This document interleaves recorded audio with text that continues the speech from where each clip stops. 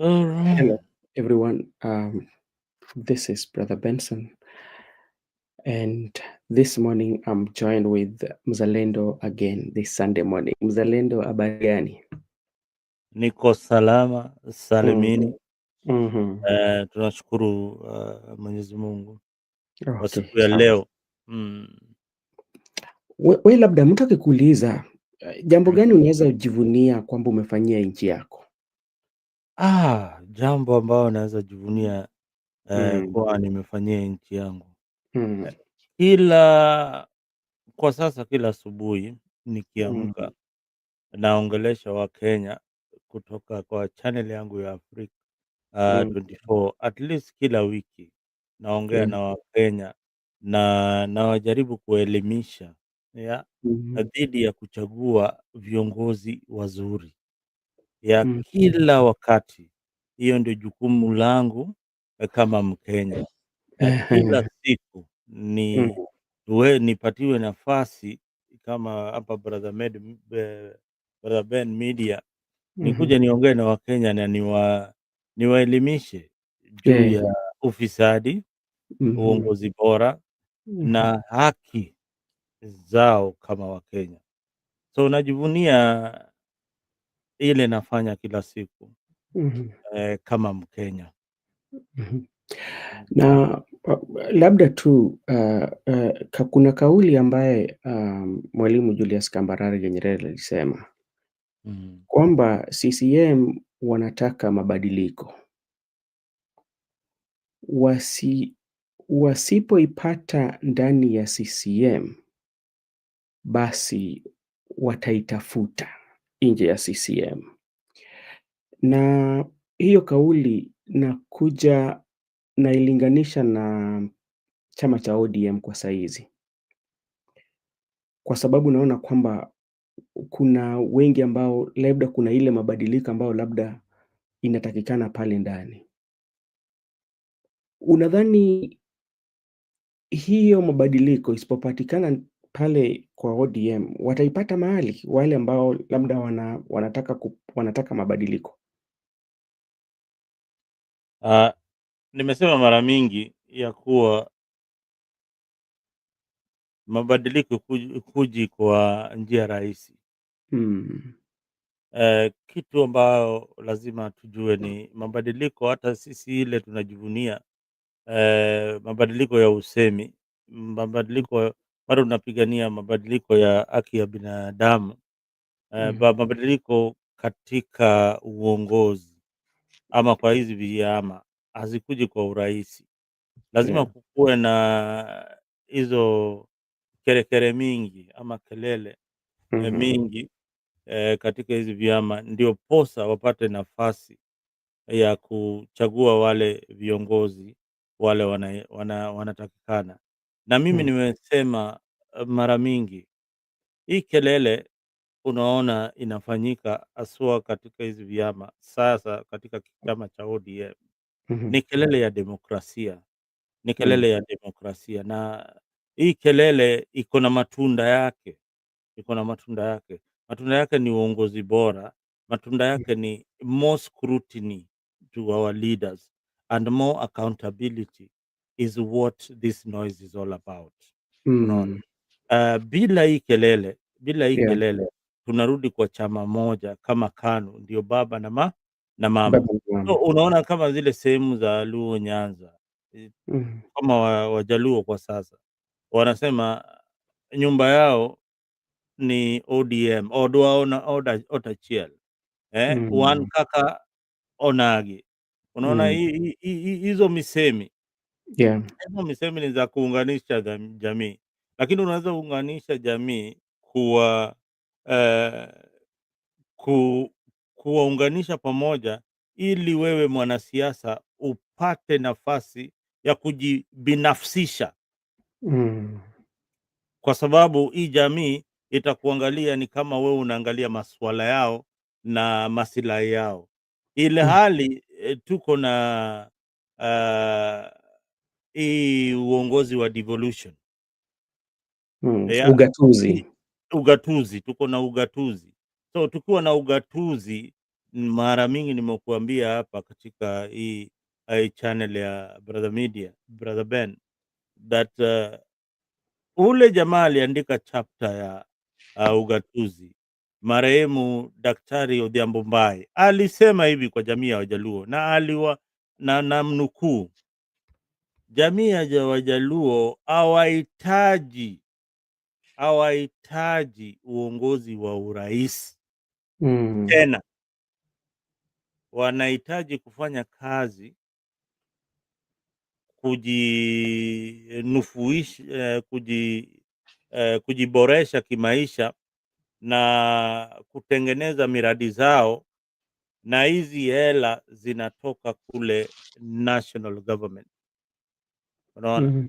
Na ugatuzi ilikuja kwa sababu ule rais alikuwa pale mwanzo, Bwana Moi na Kenyatta, alibagua zile sehemu hazikuwa zinampigia kura, kuwa siasa mbaya, maisha mbaya.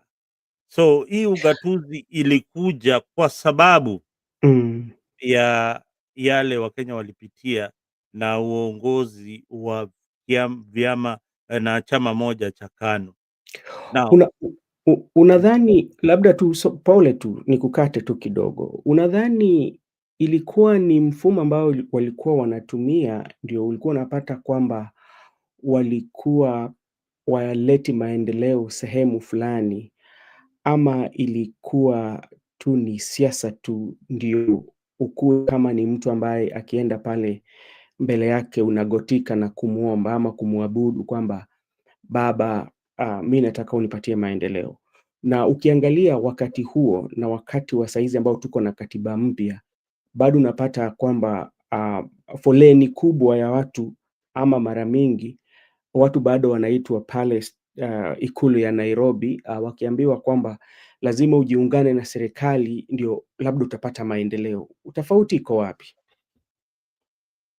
tofauti ni kuwa viongozi wale wako sahi kama Bwana Ruto amefanya kazi na Moi.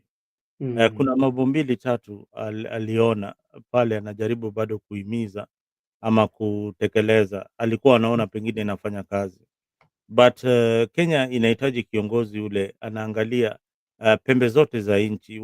Kama ulinipigia ama hukunipigia, ndakuletea maendeleo, upende usipende. Kama viongozi wenyu hawataki hiyo maendeleo, bado ndaileta, kwa sababu mimi ndio rais wa Jamhuri ya Kenya, na huo ndio rais tunamhitaji, sio rais ule anawaletea miradi kwa mnajili umpatie kura. Unaona vile jamii yako, for instance, wanasema maendeleo ile tumepata kwa sababu huyu rais ni kwa sababu tumeungana na yeye ama tunakubaliana na yeye. Hiyo ni makosa kubwa, kwa sababu hiyo ni jukumu la rais wa taifa kuleta maendeleo, na sio tafadhali. Unaona? Sio tafadhali na sio kwa kuomba, ni fanya kazi yako kama rais, peleka maendeleo mahali inahitajika. Kuna kabila 42 Kenya na zaidi, wale wana uchache, ni wachache, na wakiwa wachache kama kabila watapata maendeleo kivipi kama wana viongozi wale wana sauti? Hawawezi pata maendeleo. Kama kuna kabila ngapi? Kuna Wajaluo, Wakikuyu, Wakalenjin na Wakamba ndio na Wasomali, sasa ndio kabila iko na sauti, then hizi kabila ndogo zitapata uongozi kivipi? Kwa hivyo tunataka kiongozi ule anafanya maendeleo Kenya mzima, pembe zote za Kenya, bila kubagua wewe unatoka kabila gani na wewe unaenda dini gani. Wewe bora uwe ni Mkenya. Ndio sababu tunapigia rais kura. Okay, asante. Unajua leo wakati wa mazishi ya Beryl, dadake Raila Odinga ambaye leo alipatiwa heshima zake za jana, nasema jana kwamba alipatiwa heshima zake za mwisho. Wakati gavana wa Siaya alikuwa anaongea, akasema jambo fulani kwamba sisi sana sana, kwa sababu nasema sisi kulingana na eneo mimi natoka, kwamba sana sana jamii ya Wajaluo tushakaa kwa serikali ama kuna serikali mengi ambayo labda sisi tushakuwepo. Na kuna story ambayo tuko nayo sasa hivi mjini kwamba baba alituacha kwa serikali. Labda hii ndio serikali ya kwanza ambao labda jamii ya Wajaluo wamo ndani. Na Orengo alizungumza. Hiyo kauli wewe unaweza zungumzia vipi?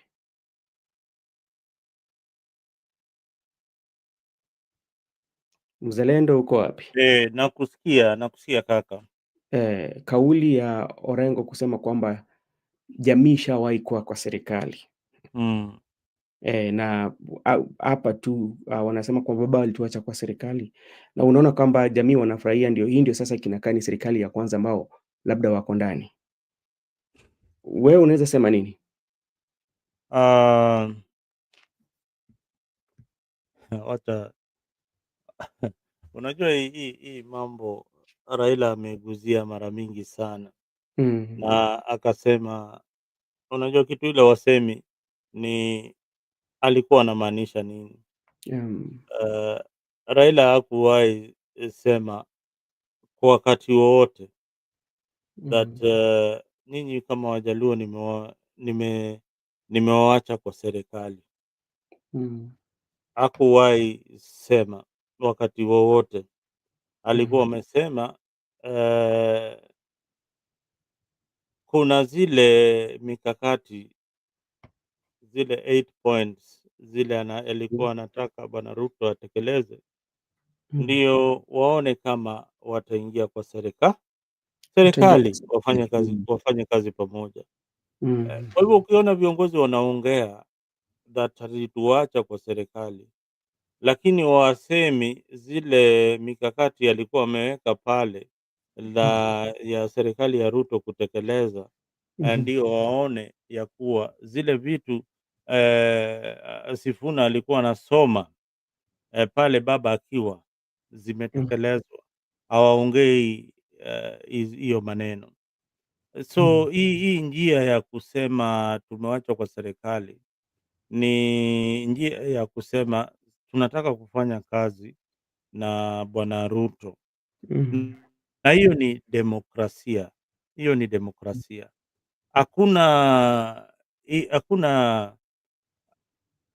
hakuna demokrasia kusema ya kuwa jamii ya mm, Wajaluo, mm, mm, jamii ya Luo Nation eh, wataungana kusupport candidate fulani, kwa sababu mimi kama natoka hiyo kabila ya Wajaluo, mhm, niko na demokrasia na haki ya kuchagua ule kiongozi namtaka. mhm, Lazima uniuzie sera zako, yeah, nipende ile kitu nasema mhm, na nione maendeleo ile umefanya, ndio nikupigie kura. mm, Waona, tuko na akili ya kutosha, sisi si watoto. Tuko mm, na akili ya kutosha kujua kiongozi ule anafanya kazi. Kama mm, Ruto amefanya kazi, maendeleo yake itaonekana kule Nyanza. Amejenga manyumba, ametengeneza biashara, watu uchumi wa Kenya imeinuka, vijana wamepata ajira, kuna mambo ya usalama iko shwari. Hiyo ndio itanifanya nipige kura. Haitafanya mimi mwenyewe si mkaaji wa kule Nyanza, pengine nakaa kule pwani, unaona, pengine nakaa Nairobi, pengine niko ng'ambo, lakini zile maswala zile zinani affect mimi kama Mkenya, mm, ameziangalia, unaona. Siangalii ya kuwa ameangalia jamii yangu. Hiyo ni naweza sema ni ubinafsi ama selfishness, kwa sababu mm, Mjaluo ama Mkikuyu, sana sana Mjaluo akiangalia ubinafsi wake, alafu mhm, baadaye anateta Gachagua akiangalia ubinafsi ya Wakikuyu, hawa wote ni watu mmoja, akili yao inafikiria the same way. Huwezi complain your tribalism pale na huku nyumbani bado una practice hiyo tribalism. Ile kitu tunasema ni service delivery. If the president is delivering on the 8-point agenda, if you are a member of ODM, and don't believe that everybody who speaks in Luo is a member of ODM, as if it is a birth certificate you are given that wewe ukizaliwa lazima ufuate ODM. No, no, no. Pale ndani ya ODM, pale kwa Wajaluo kuna watu wa KANU, kuna watu wa UDA, kuna cocktail ya hata kuna PDP ile inatoka kule Migori. Sio watu wote wanafikiria chama ni ODM. ODM lazima pia uuze sera zake kwa wananchi ili wapende zile vitu wanafanya, lakini ikikuwa bado wana mzozo katika chama chao cha ODM, then wananchi pia hawana fursa, baada wako na nafasi ya kutafuta vyama zingine ambao hazina kelele. Unaona? Okay. Asanti. Wacha nichukue fursa hii kusalimia wale ambao wanatutazama pia au wanatupatia maoni yao kupitia kwa pale. Naona Angela yuko pale, naona pia Dan pia yuko, Bishop Dan ama Askofu Dan ako pale, naona pia Goodyear pia yuko pale. Mimi nawapatia salamu zangu. Mzalendo, nadhani ulipata nafasi ya kufuata mazishi ya dadake Raila Odinga leo jana nasema, na kulikuwepo na wanasiasa vilevile, kulikuwako na wanafamilia na waombelezaji tu kwa jumla naweza sema. Lakini kuna matukio mengi yalitokea pale ambapo inakuja unajiuliza maswala mengi sana ama maswali mengi sana, kwa sababu katika maisha ya binadamu tunajua tuko siku ya kuzaliwa, kuna siku ile unaoa na siku ile tunakupatia heshima zako za mwisho, na hizo zote tatu ni muhimu katika maisha ya binadamu venye nilisema hapo awali. Lakini jana tuliona wakati maviongozi wengine walikuwa wanakuja, kuna wale walikuja na wafuasi wao ili wapigie kelele ama waonyeshe ubabe wao, na unapata kwamba unakuja na watu kama wao kwa hafla ambayo ni ya huzuni, ambapo mtu anazika dadake, mtu anazika mamake, mtu anazika nyanyake. Viongozi kama hawa ambao wako na tabia kama jana tuliona, we kwako inakupatia picha gani kwa wanasiasa? Unajua niliona briefly na asikufurahia sana. Wanasiasa huwa wanaenda matanga, huwa wanapaswa kwenda matanga peke yao ama na familia yao, Yeah. kwa sababu ni matanga.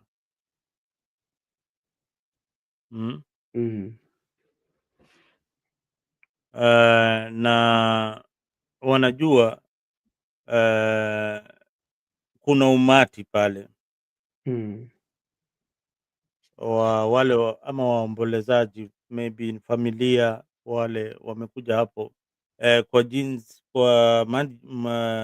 kwa mnajili wa kusindikisha dada yao ama mmoja wa familia yao ule amefariki. Yeah. So wanasiasa Kenya mara mingi au hutaka kuonyesha nguvu na wanataka kuonyesha kuwa wana mashabiki. Hiyo ni kuonyesha mashabiki ya kukodeshwa. ni wanalipwa, wanakuwa mobilized. Mm. Ni mbinu ya kutishia, ama kutisha wapinzani Wow. na wakati wanatisha wapinzani wao, Mhm. kuna vyombo vya habari kama Afrique Media itachukua hiyo clip, ama Citizen ama Brother Ben itachukua hiyo clip na kuangazia that Mhm. huyu mwanasiasa alikuwa na nguvu sana akiingia kwa matanga. Sasa siasa za matanga Mm. ni campaign zisizo, kwa Kiswahili kwa Kiswahili nzuri naweza sema ni siasa ambazo sio rasmi, hazijatangazwa. Mm. Na hazina mipaka, Mm. na ni ujumbe wanataka kutuma kwa wapinzani wao ya kuwa ground iko sawa, Mhm. na wazidi control the narrative ile wanajaribu kuuza, mm? Mm. kila wakati. So na pia ni njia moja pia ya kuonyesha ya kuwa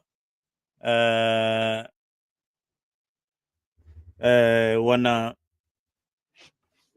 wako solidarity na wapiga kura.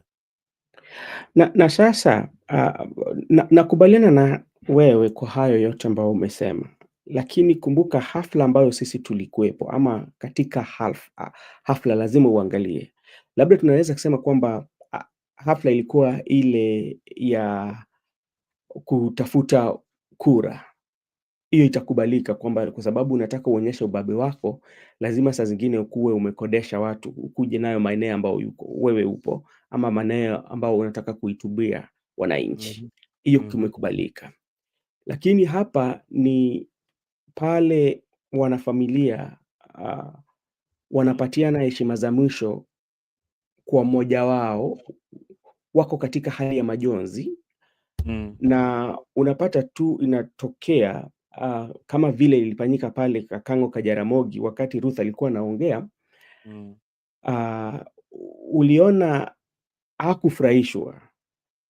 Ikabidi Mama Aida pia akuje azungumze na wale, na Mama Aida alikuwa amesema wale vijana ambao mko nje ya hema, tafadhalini.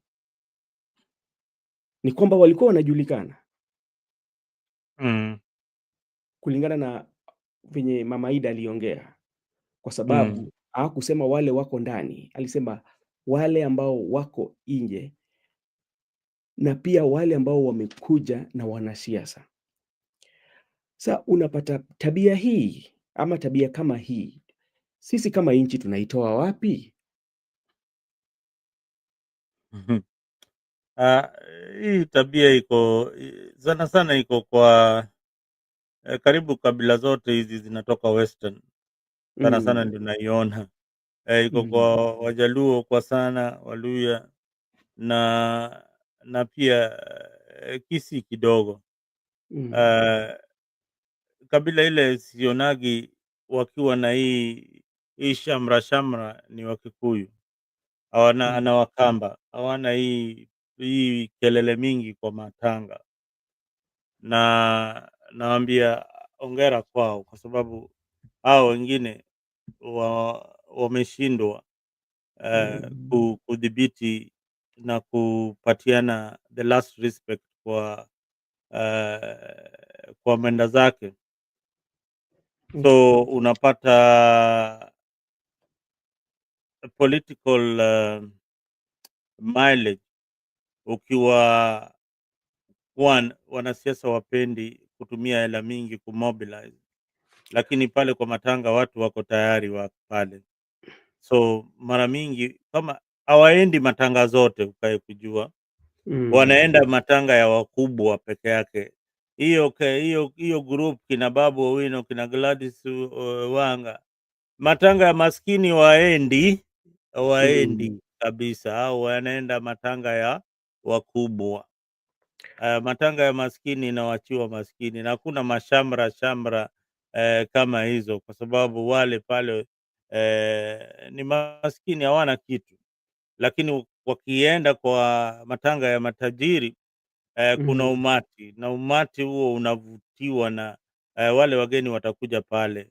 Mara mingi Mm. kuna pesa inatolewa pale, kuna chakula, mandhari pale, mnaweza pewa pochopocho kidogo, unaweza onekana kwenye TV Mhm. hivyo, yeah. Mm. Unajua ona kenye askofu ameandika hapo, Boyd Were came in late with rowdy youths. Na unajua huu ni alichaguliwa tu juzi tu, ameingia bunge mara moja, siku ile alikuwa anaapishwa, lakini matendo hayo yayo yametendeka. Hata kama alikuwa na nia mzuri, lakini kwa familia na kwa macho za watu wengi ama kwa macho ya mtaa, haijampatia sifa mzuri sana. Wacha nikurudishe nyuma. Kuna wakati m Mheshimiwa Mark Nyamita na Mheshimiwa Chila Yako walienda katika mazishi fulani, na hao watu walikuwa na huyu jamaa Kaspal alikuwa anazika mke wake. Mm. Hao watu walikuja wakatoa vurugu mpaka hata Kaspal mwenyewe alikuwa anajua yuko wapi. Na mimi nilikuwa nadhani kwamba Mm. ni viongozi wengine wanaweza chukua somo pale na waone kwamba picha ambayo yaani picha ambayo ilikuwa imeonyeshwa siku hiyo ilikuwa picha mbaya. Na haya mambo ambao walikuwa wanafanya kwa familia ambao wanasema kwamba wanawaheshimu kwa sababu Raila ametokea hapo, na pia ni familia ambao labda nasema wengine wamepata hizo nyadhifa kupitia tu kwa hiyo familia, ukiangalia kwa makini sana. Sasa heshima iko wapi? Heshima hakuna, brother Ben. Mm. Kuna taa moja yangu inanisumbua, lakini najaribu kutengeneza, tutaongea tu. Okay. Heshima Eh. heshima heshima ilipotea kwa Mm. sababu hawa siasa, nikwambia, wanasiasa wanataka kuonekana ya kuwa Mm. wako na watu Mhm. Boyd Were alikuwa anataka kuonekana, mimi sikuchaguliwa tu, lakini Mm. ninapendwa, Inapendwa. na waangalii ya kuwa hapo ni mahali pa mazishi, ni mahali watu wanaomboleza, watu wako na huzuni, watu Mhm. wanaleta furaha zao, hawajaenda mazishi kuomboleza burial, walikuwa wameenda Mm. kujionyesha. So hiyo ndio shida sana tuko nayo Ah. kwa hawa viongozi wetu kutoka Nyanza, Mm. juu wajui tofauti ya mazishi na political rally. So kwao Mm. mahali yote kuna watu, hiyo ni rally kwao, na Mm. kujionyesha sisi ndio viongozi, mtatufuata ama mtafuata huyu. Sasa wewe kama ulikuwa mpinzani wa Gladys Wanga ama Boyd Were, Mhm. unashikwa na baridi bwana, unasema huyu ana watu kweli, Mm. ana watu kweli, hata kuzungumza utashindwa kuzungumza. Mm. Hata za ndani sana zinahadithia kwamba hata gavana wa Homa Bay pia alibeba hao wafuasi wa kukodeshwa, wakakuja mpatia sifa zake, Mm. wakati ambapo walikuwa wanazika dada yake Raila Odinga. Asante sana. Wacha nisome hawa wanasema nini. I watched a funeral where an official was drafted in to take names for people who wanted IDs and dish out the IDs which were already processed. I mean, there is no respect for deceased. I tell you, that's where we are. Politics has taken the center stage. Let me see what Father Dan is saying. Father Dan is saying even Gladys Wanga came with a crowd. Gavana huyo wa Homa Bay. Okay, in the mountain we have hired crowds. Watch Wamatangi and Kaboko. So inaonekana hii ni sifa ya wanasiasa hii ni sifa ya wanasiasa ambao wanatumia kupata umaarufu kwa njia isiyofaa, na wanafanya hivi wakati watu wanapatiana heshima za mwisho kwa watu ambao wanawapenda, watu ambao wameishi nao, watu ambao wamewacha pengo kubwa katika familia zao, maisha zao. Nadhani siasa zetu ni siasa ambao zimekosa heshima, siasa ambao zinatawaliwa na ghasia, ubabe, ubingwa, mwambafai, unaweza ita mambo yote, kwa sababu tu ukuje watu wakupigie kelele. Wakishakupigia kelele itakusaidia nini? Kama ingekuwa ni unazika mamako, mtu afanye hivyo, utakuwa unazika babu yako, dadako, mume wako, mtu akuje afanye hivyo, utaona kwamba huyu mtu amekukosea heshima. Kwa wale kama unajua we ni miongoni wa viongozi ambao walipata watu wa kukodesha. Unajua brother Ben, wewe uiangalii kwa njia ile watu wengine wanaangalia. Kama wewe ulikuwa unazika baba yako na unajua MCA wa hiyo area ni rafiki yako na hajaonekana kwa matanga, wewe ndio mtu wa kwanza kutouliza nani kiongozi gani, mbona hakuji?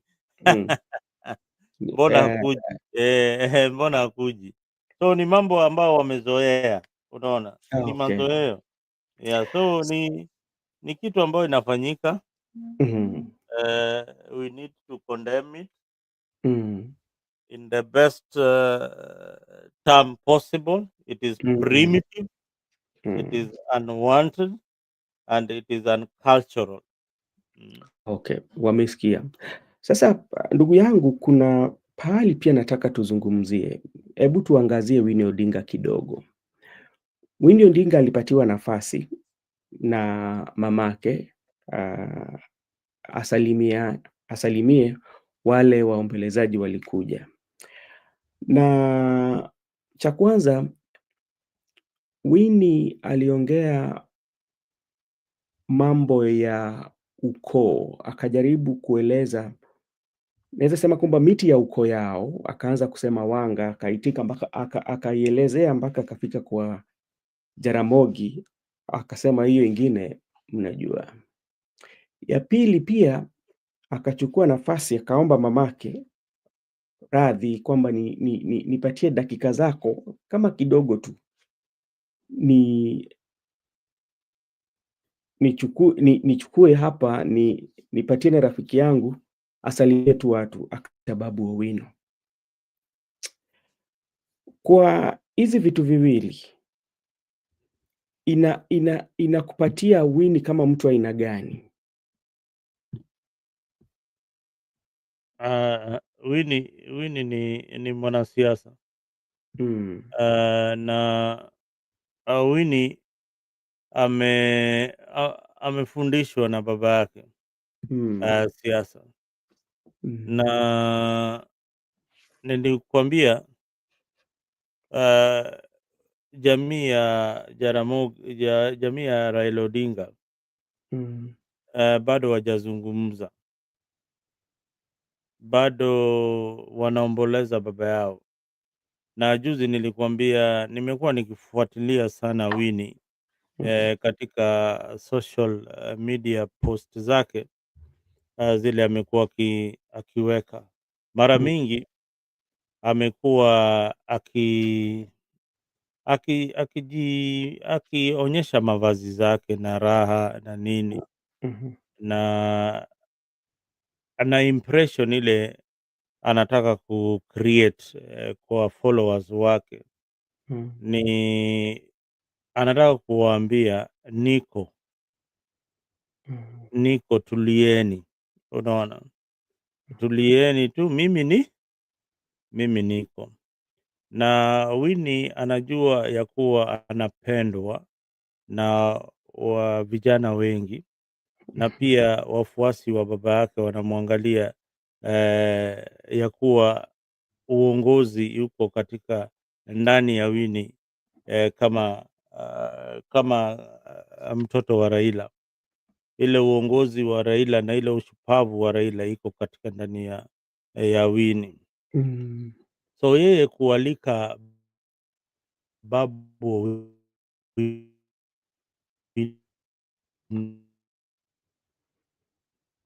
Okay. Mzalendo, jaribu kufanya jambo. Naona kama unakatika ni katika. Endelea. mi niko sawa. Mm. Winnie anawambia nimefika na niko tayari na mtupatie nafasi, Mhm. na kwa hiyo nafasi mtuonyeshe njia. Mhm. Hiyo ndio ilikuwa maneno yake. Na kwa hiyo nafasi pia kuna watu wale amuwapendi kama Mhm. vijana. Mhm. Mmoja wao amekaa pale na ni rafiki yangu anaitwa Babu Owino. Mhm. Babu ndo mnamjua Babu? Ni rafiki yangu. Babu Owino alikuwa amekatazwa kuingia katika mlango ya Mm. ama kwa jukwaa. Alikuwa amekatazwa hapo awali. Alinyimwa hata nafasi ya kuongea. Na hiyo yote ilikuwa by design that Babu wasiongee kwa sababu ya ile ubabe. Unaona ile kitu tulikuwa tunaongea pale, ubabe katika matanga. Mm. Ubabe katika matanga. So ubabe katika matanga ni ule mtu atapatiwa microphone na umati iende wild, huyo ndio watu wataongea juu yake katika hiyo matanga. So yes. Mm. Mzalendo, Mm. pole sana kwa kukatisha wewe. Nataka kukurudisha nyuma, Mm. tukiongelea Babu Owino, kwa Mm. sababu unaona kwamba Babu Owino hata katika mazungumzo yake mengi tu ashazungumza, inaonekana ni kwamba mtu ambaye alifanya kazi ama mtu ambaye aliwekeza sana katika chama cha ODM na apati shukrani. Unapata mara mingi huwa anafinywa, kulingana na hata venye wewe umesema. Na ukipata Winnie anasema kwamba ni rafiki yangu na ni wetu, na hii nafasi inatokea baada ya Millie Odhiambo kuita tu jina yake, kwa sababu pahali ilishafika inamaanisha tushaanza kufika kiwango cha juu kulingana, tukafika pale kwa Ida, na sasa ndio hapo sasa Babu anakuja, anawekwa na Winnie, anakuja anamuita na anamwambia salimia ukumbi. Inadhani alikuwa anatuma ujumbe gani kwa wale ambao labda hawataki huyu kijana, ama wale ambao wanaona kwamba huyu kijana labda ako na nia yake yenye sisi tutakuwa tunafurahia, kwa sababu mara mingi kuna vitu vingi ambapo zimeandikwa juu yake, hata inasema kwamba hakukuwa anaheshimu baba. Na sasa kauli hii leo imetengwa. Kauli hii leo Winnie ameipatia jibu, akamwambia rafiki yangu na ni moja wetu. Winnie alitumia jukwaa vizuri sana. Mm. Kwanza aliaddress baba yake Oburu Odinga, his uncle, Mm. indirectly. Mm. Akawamwambia, unajua sisi vijana tumefika na wakati ni wetu. Ile kitu tunataka kwa nyinyi ni mtuonyeshe njia. Orengo Mm. pia kuamka akasema, vijana ni wakati wa kupatiwa nafasi, na kama hiyo nafasi haitapatikana ndani ya chama cha ODM, Mhm. basi vijana watatafuta nafasi nje ya ODM. Ile Mm. wanawambia, nyinyi wazee, kama mnataka hii chama ikuwe ni yenyu, basi itakuwa ni yenyu. Lakini Winnie anasema yes, hii chama ni ya baba yangu, na kama ni ya baba yangu pia mimi niko na usemi. Mm. Niko na usemi.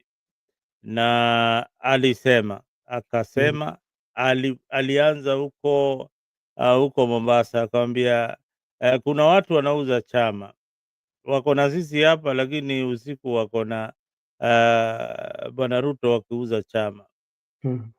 Kuna wakati pia akasema, mimi Junet hata sitaki uniongeleshe. Na ukaangalia kwa hizi mikakati yote rafiki wa Raila karibu ama wa karibu sana, ule mouthpiece wa Raila Odinga alikuwa ni Junet Mohamed. Ako wapi? Mbona mjiulizi huyu jamaa yuko wapi? Haonekani kwa hizi hafla za chama cha ODM. Anaonekana mara moja. Haya, pia kuna wale watu kama Wasifuna, wale walikuwa wanaweza soma siasa. Na wacha nikurudishe nyuma brother Ben kidogo. Huyu Babu Owino msimuone hivyo. Babu Owino wakishindwa uchaguzi na Bwana Ruto, alitoa press conference, akahojiwa, akaambiwa, akaulizwa mlishindwaje hii kura? Anasema hii kitu ilipangwa kitambo sana. Wewe nielezee ni aje, hata nyi wengi mliona hiyo conference. Nielezee ni aje Uhuru Kenyatta walikosana na Ruto, walikosana sababu gani?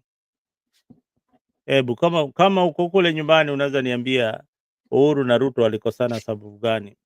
Alafu tukirudi hapa uniambie kwa nini unadhani Bwana Ruto alikosana na bwana Bwana Gachagua. Uniambie ni sababu gani Ruto wamekosana na Gachagua, na ili hali ukae ukijua Gachagua alikuwa amesimamia Mlima Kenya. Hiyo ndio ukabila ilikuwa hapo mwanzoni. Wewe simama huko kwa mlima kwa Kikuyu, leta kura zao na tufanye kazi pamoja. Alafu baadaye unasikia huyu jamaa tumekosana na yeye juu ya ukabila. So kuna mambo mingi kwa hii siasa ile, msidanganywe tu na smoke screen. Kuna undani wa siasa ile amjui, na mtakuja kujua pale mbele. Okay. Na sasa kulingana na kauli ya Winnie sana sana kwa Babu, kwa sababu hii ilikuwa ni kitu kikubwa sana, naweza sema kwa Babu, kwa sababu hii ilikuwa wakati ambapo Mama Ida mwenyewe ndiye alikuwa anafaa aongee, na kwa wakati huo Winnie akaomba ruhusa kwa mama yake, nipatie. Ukiangalia sasa siasa ya Babu, na hapo hata awali ukienda katika mtandao ya jamii, kuna maandishi amesema pale kwamba walikataa nisiongee, lakini wananchi wakaamua. Na haya maneno yake ama yale amechapisha pale, mimi naona kwamba alikuwa analenga sana Milly Odhiambo, kwa sababu Milly Odhiambo ndiye alipatiwa ile jukumu ya kualika kwa ile kiwango wale wabunge ambao walikuwepo. Hiyo ni kama amerusha dongo kule. Lakini sasa kwa siasa ya Babu na kwa ODM kama chama, ni taarifa gani labda Winnie anawaambia? Asi vile tu nimlikuelezea hapo awali that Winnie anawaambia au sisi kama vijana tutaungana na watu kama like-minded, watu kama Babu Owino. Nyinyi wengine you are not like-minded leaders. Sera zenyu na zetu ni tofauti sana. Sisi kama vijana kuna vitu tunaangalia, ama viongozi wa kesho kuna vitu tunaangalia, lakini hatuioni kwa Gladys Wanga, hatuioni kwa Milly Mabona, tunaiona kwa viongozi wengine kama Babu Owino, Edwin Sifuna, James Orengo, Caleb Amisi. Naweza wataja wengi sana wale wanaangalia siasa kwa njia tofauti. Okay. Asante sana. Na wacha tukuje kwa Winnie kwa sababu kuna jambo hujagusia hapo. Nilikuuliza tu Winnie kupatiana taarifa ama kupatiana hadithi fupi ukoo yao. Na unajua ukiangalia siasa za Raila sana sana ikiwa eneo la Luo Nyanza akienda kwa matanga utapata kwamba hivyo venye Winnie alikuwa anasema kwamba alikuwa amependa kutoa hiyo hadithi ya ukoo. Na tunaona Winnie Winnie pia yuko hapo. Inamaanisha nini? nilikuwa nimesahau. Eh. Winnie kuleta hiyo narrative ya yeye anajua ukoo ya jamii ya Wajaluo na anaangalia ya kuwa watamuunga mkono. Alienda mpaka kule chini kabisa, akafika kwa Raila Odinga kwa Jaramogi, akasema hiyo wengine yote nyinyi mnajua, baada ya Jaramogi ni baada ya Raila Odinga ni mujijazie. Unanielewa? So aliwacha hiyo blank na akaacha question mark, mujijazie hiyo ukoo hiyo, na akasema hiyo familia yao ilikuwa ni ya royalty. So hiyo vitu yote alisema pale ni kuangalia siasa yake huko mbele, na anawakumbusha tu. Baba yangu alikuwa anasema hizi vitu, hata mimi naweza zisema. So nikizisema msikae msione ni kama sijui ukoo na mali tunaelekea. Najua pale tulianzia na mali tunaenda. Pale kama tulitoka huko Southern Sudan vile huyu jamaa Winnie was grounding herself and starting with a joke from Southern Sudan. Yani alikuwa anawaambia exactly Dan. Alikuwa anawaambia mimi najua hiyo ukoo wangu. Nimefundishwa na baba yangu. Nimekuwa na yeye kwa hii siasa. Na bali amewachia, mimi nitachukulia hapo kuendelea mbele.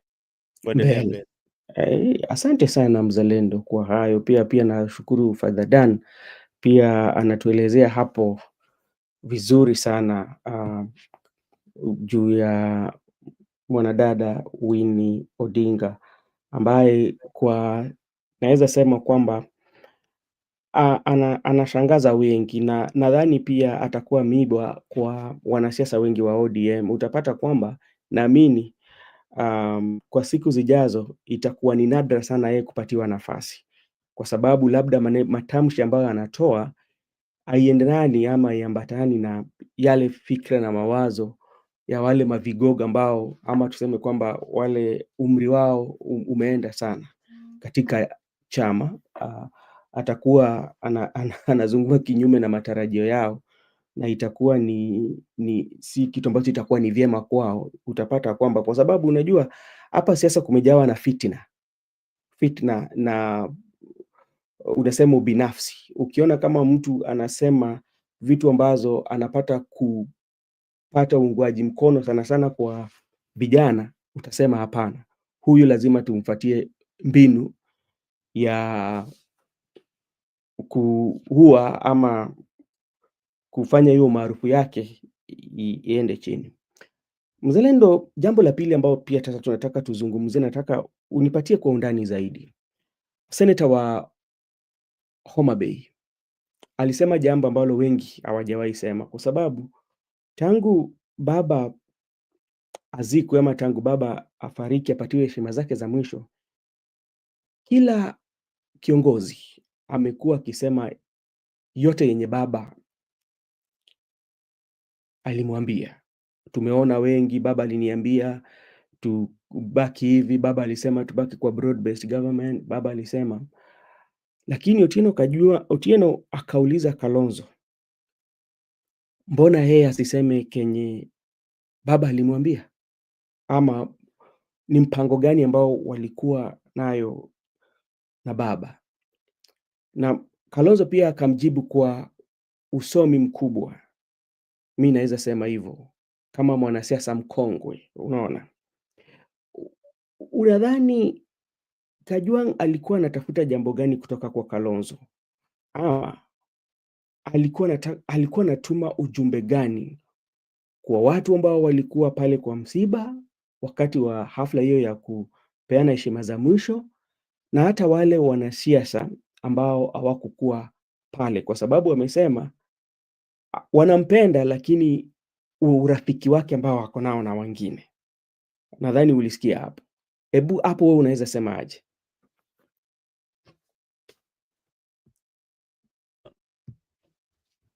Kajwang', mimi kwanza Kajwang' simpendi sana, pole sana. Oh. Uh, Huyo ndio kiongozi ambao naona amefanya kazi duni kabisa kwa Mm, wakaaji wa Homa Bay, mm, wakati wa Awiti and now wakati wa Gladys Wanga. mm, Kuna ufisadi ambao inaendelea pale na azungumzii mm, eh, vyema wakati anapoalika au viongozi wa kutoka Nyanza, kwa sababu yeye ni mwanachama wa ODM na wengi wao kama huyo ni chairman wake, mm, hawawezi ku-investigate chairman wake kabisa. So kuna hii siasa, kuna shida mingi sana katika eh, hii au viongozi ambao wameshikilia viti kubwa kwa chama, mm, na wakienda pale Senate wanahojiwa na memba wa chama yao. mm, Katika huyo memba hana kiti yoyote kwa chama, lakini saa hii unataka ahoji chairman wa chama yake. mhm, It doesn't make sense at all. But mhm, anyway, wacha turudi kwa bwana Kajwang'. Bwana Kajwang' amesoma siasa, anaweza jua watu wanataka kusema nini. Amesoma ground, au ameanza kujua ground ni moto, na ni moto sana. Ni moto sana kwa wanasiasa wale wafanyi kazi kwa wananchi, wanasiasa wale pale bungeni wamezembea, na yeye kuuliza Kalonzo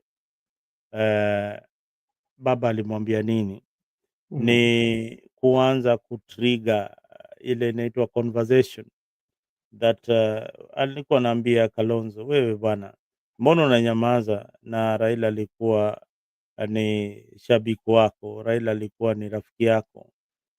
Kuna vitu mmeambiana na Raila Odinga, mbona utuambii kama jamii ya Wajaluo? Ndio posa pia sisi tuangalie kama tutakufuata. mm, So hiyo ilikuwa ni bait ile alitumiwa, alikuwa anaambia Kalonzo, usiogope, mhm, usiogope, uko na nafasi ya kuelezea vile Raila Odinga alikuambia, hata kama ni uongo, mhm, wewe kuja utuambie alikuambia hivi, sisi wenyewe we will judge whether to follow you or not. So that was a political statement by Senator Kajwang', and it was very tactical, such that hataki kuumiza hii base ya William Ruto, na pia mhm, hataki kukera William Ruto, na pia hataki kukera wale viongozi wa broad based, wale wanafuata bwana Ruto, na wale mhm. wameajiriwa na bwana Ruto. So it was a balance. Yeah. Okay. Ndio sasa, I think at Kajwang' was trying to tell Kalonzo to distance himself from Rigathi Gachagua who he hates. Ni kweli, kwa sababu alisema shida tu wanampenda, lakini shida tu ni wale marafiki zake. Lakini kuna marafiki wa Kalonzo ambao wako nayo saizi, ni kwamba Rigathi Gachagua yumo pale, Matiang'i, tuko pamoja pia na Eugene Wamalwa ambayo pia alikuwa na Kalonzo pale. Eh, na ukiangalia, hebu tuangalie Kalonzo Musyoka kidogo, kwa sababu unajua Kalonzo Musyoka ni mwanasiasa ambaye kwa saizi ako katika naweza sema kwamba ako katika pahali pazuri. Kwanza nasema kwamba yeye ako na nafasi mzuri kukuwa rais, kwa sababu kumbuka Kalonzo anasikilizana vyema na mandugu zetu kutoka pale Mlima Kenya. Vile vile anasikilizana na wandugu zetu kutoka Lake Region. Yuko katikati, yumo tu hapo katikati. Inamaanisha pande zote mbili ako sawa kulingana na venye mimi naiona siasa. Ni mtu ambaye alijitolea karibu kama miaka 15 kama anapatiana Raila uungaji wa mkono. Vile vile huku pia naona Jamii vizuri. bana Ben, jamii Wajaluo hawana shukurani kabisa. Unasema hawana Uh, nini? hawana shukurani, hawana Eh. shukurani kabisa kwa Kalonzo Musyoka, hawana kabisa. Na Kalonzo hata hafai kuwa anaambia ati tafadhali nipigieni kura. Huyu jamaa ni mambo tu ya kutumia. Kuna kitu inaitwa decency and honesty in politics, although it is very very rare to find an honest politician, but there is just some decency. Yeah, to ask for somebody like Kalonzo Musyoka and even to humiliate him to an extent that the last time the Luo community chose Martha Karua, uh, and they forgot about Kalonzo, mpaka wanampeleka interview ati interview ya deputy president wa Raila Odinga, Kalonzo anapelekwa interview. That was humiliation and he humbled himself. Na Kalonzo ndiye aingie kwa kampu ya Raila, it was a task, it was a very very big task, na aliingia hapo bila role yoyote, subordinating somebody like Martha Karua, ule ana hata wabunge katika bunge la Kenya. Very miscalculated, an orthodox means of selecting a deputy president. But all this guy chewed an humble pie. He had got the option of supporting William Ruto. Now, I can tell you, if Kalonzo supported William Ruto, he Yeah. would have been Ruto's running mate. Believe you me, he would have been today he would have been the deputy president. And Haya. waiting to be the president in 2032. Yeah. Father Dan Askofu anasema hapo nakubaliana na mzalendo. Luo Nyanza na shukrani hapana. Sense of pride girls, majority of them. Na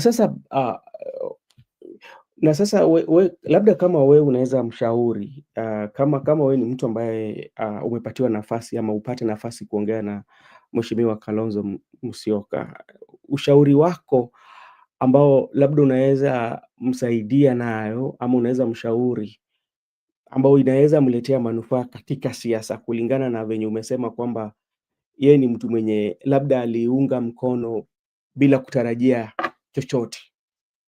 Unajua, Kalonzo has got an age. He comes to this election with almost 40% of sympathy vote. Watu wale wanaona huyu jamaa enyewe, he has been humble, ana dosari mingi. Does Kalonzo akona madosari mingi kweli? Yani mambo ya corruption hata imguzi nini, yeye yuko tu. Now, what marvels me and many other political analysts is how Kalonzo has, with that humility, there is something in him that is unique. He has managed to make sure he has managed to make sure that his Kamba community is united around him. With humility, he has got his Kamba community intact. Governors wote wanatoka kwake huko, na ma MPs, majority of them are from his Wiper party. Yeah, he's not a combatant leader like Raila Odinga or Gachagua or any other leader, and he's not very vocal. You don't see him in pressers all the time, but he has managed to put his house in order, and those Kamba people listen to Kalonzo Musyoka, despite uh, having brought zero development during his tenure as Mm. vice president in Yeah. that region. There is just something unique about Kalonzo Musyoka that the Kamba people like. Na sasa ukiangalia siasa za Kenya, kwa undani zaidi, kwa sababu unapata kwamba siasa za Kenya zinakuwa ni siasa ambazo zimejawa na maneno, tunasema kwamba maneno machafu na kuitana majina. Na katika siasa ambayo labda yeye anacheza, unaona kama labda kutakuwepo kwamba upinzani wa pamoja wampatie nafasi kushindana na Rais William Ruto, unaona kwamba ataweza kweli? Kulingana na Nimekwambia aina ya siasa ambayo yeye anapiga yani. shida ya upinzani ni sasa wanaweka Kalonzo in a Mm, very awkward position, mm, in that Ruto is a ruthless politician and a mhm, strategist. mhm, Yuko mbele yao in terms of strategy, in terms of money, ako mbele yao. Now wewe unakuja late in the game, hamjajipanga mpaka saa hii mkajua presidential candidate wenyu ni nani. Bado mm. mko kwa makanisa, mko sijui wapi, bado hamuna hata secretariat ya kurun, hamuna spokesperson wa hii opposition alikuwa ni ule Mukisa Mukisa Kitui, Kitui, Daktari Mukisa Kitui. hata hajawahi ongea, hata sijui kama alirudi ng'ambo ama yuko Geneva ama yuko pande gani. Mm, Another bogus useless guy wamemweka hapo kama spokesperson. This position needed people who are vibrant, people who would be telling people, giving direction of what the opposition is doing and speaking in one voice. But now everybody is Matiangi yuko huko na wakisi wake huko, yeye ameshinda huko na mandizi huko, mm, ako huko na gaki sijui ni hivyo huko Bone huko kwa kina Alex huko, amekwama huko. Haya, mwingine amekwama na usapere huko Central mm, Kenya. mhm, So when are they going to go to other communities? When mm, not even go to other communities, when are they going to choose their leader? mm, Yani mtu mmoja ule, huyu ndio sasa presidential candidate wetu. By the mhm, time wanamchagua akuwe ametusiwa, akuwe amefanywa mm, nini, by the time watu wanaenda kwa ballot, already people are getting used to the presidential candidate wa opposition. But sahi as it is, some people ukiendea huko Central, watu wengine wanadhani Gachagua atakuwa rais. mm, The way he talks, he's the one, is the presidential candidate. Haya, ukienda huko sehemu za Kisii, Alex anajua Matiang'i ndio candidate wetu. Haya, ukienda Kisii pengine huko Nyamira, the same mm, thing. Hapa Kisii town Maraga ndio wanaongea juu yake. Hmm? mm. Hmm? Yep. So it's crazy. It is crazy. They need to be organized. They need to be Na organized in good time. so like we kwako unaona kwamba ni wapi ambao labda wanafaa waanze nayo, labda watengeneze uh, watengeneze nini? Do you feel Look, like they they should need they need to look for a formula of getting their candidate, their presidential candidate, either mm, either through a consensus or through the many dialogues that they have with the people, mhm, and they decide on who is going to be our flag bearer and who is going to be the deputy president, so that in case there is a fallout, they already know that uh, this guy is not with us, is going to run alone. That is mm. very, very important, because 1 year to election is not good enough for them to campaign and beat William Ruto. William Ruto is a step away ahead of them. And when you talk about resource mobilization and um, uh, where money will play part, especially when it come to that. And you see how President William Ruto in the churches sometimes in a week he donates more than 50 million. Mm. That's only on a day, especially in some churches. And you look at opposition, do you see them having such much uh, resource in terms of money to move across the country? They might not have that kind of resource Mhm, to move around Kenya. What is important right now is that they can't uh, match William Ruto's finances or the money that uh, they have stolen in government. They mhm, can't match that. But yeah. what do they really need? What do they really need? You see, what is there in a presidential campaign? First of all, Ben. First, there is TV adverts, radio, social media, billboards, and things like that. Yeah, Mhm, all over the country. Do you mhm. know how much that costs? Give me a figure of putting approximately how much, if you are there, how much do you think it will cost putting billboards across the country? Can it be of 100 million? What do you mean 100 million? That is little money. Mm, That is peanuts. That is peanuts. Almost 500, almost 500,000 mm, USD dollars. mm, Now wakianza kutravel kwenda sijui wapi wapi wapi, eh? It is another expense. Haya, kuna security, kuna staff, kuna logistics zingine kama kuprint ma t-shirts na nini, ma capes na nini, mhm, some other millions zinaenda huko. mhm.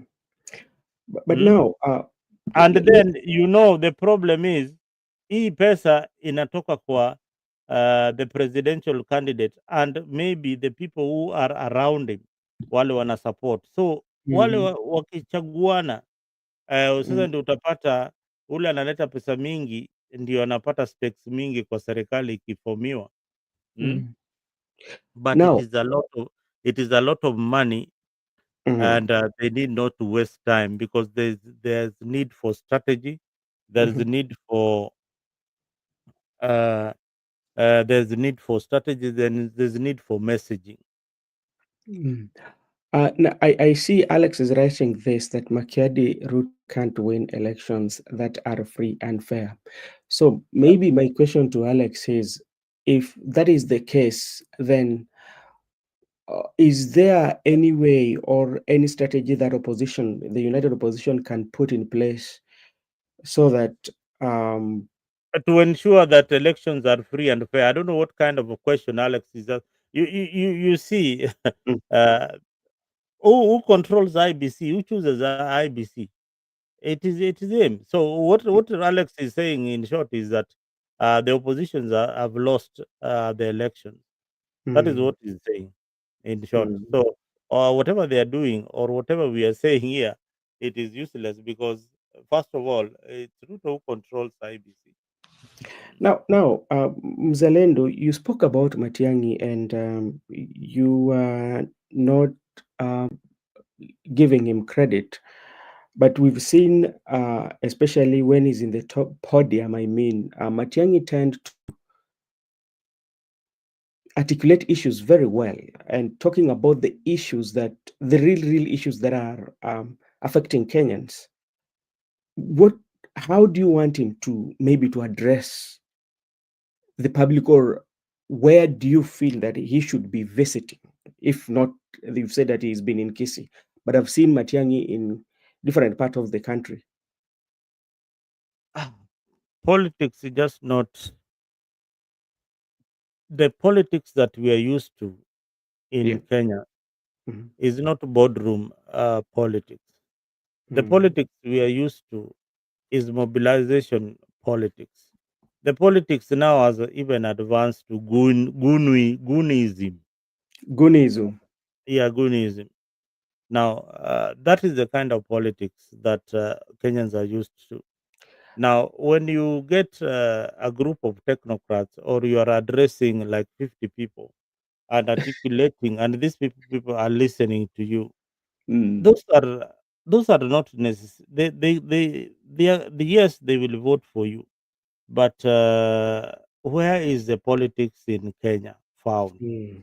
The politics in Kenya is found in funerals, is Mhm. found in rallies, political rallies, and politics in Kenya is made in the streets Mhm.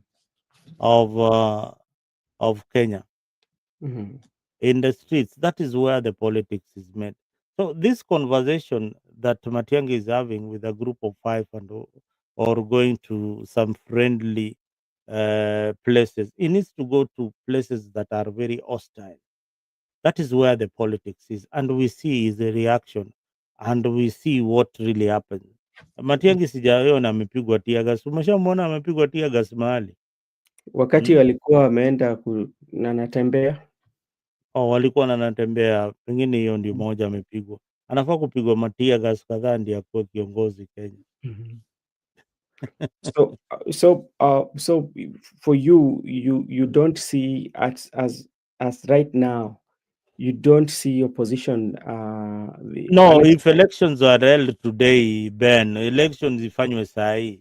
wakati huu saa hii, Ruto will beat the opposition leaders Okay. hands down. Now, let's come to especially go to Mount Kenya, and we have Jubilee here. That is right now, Matiang'i seems to be the face of Jubilee as we speak.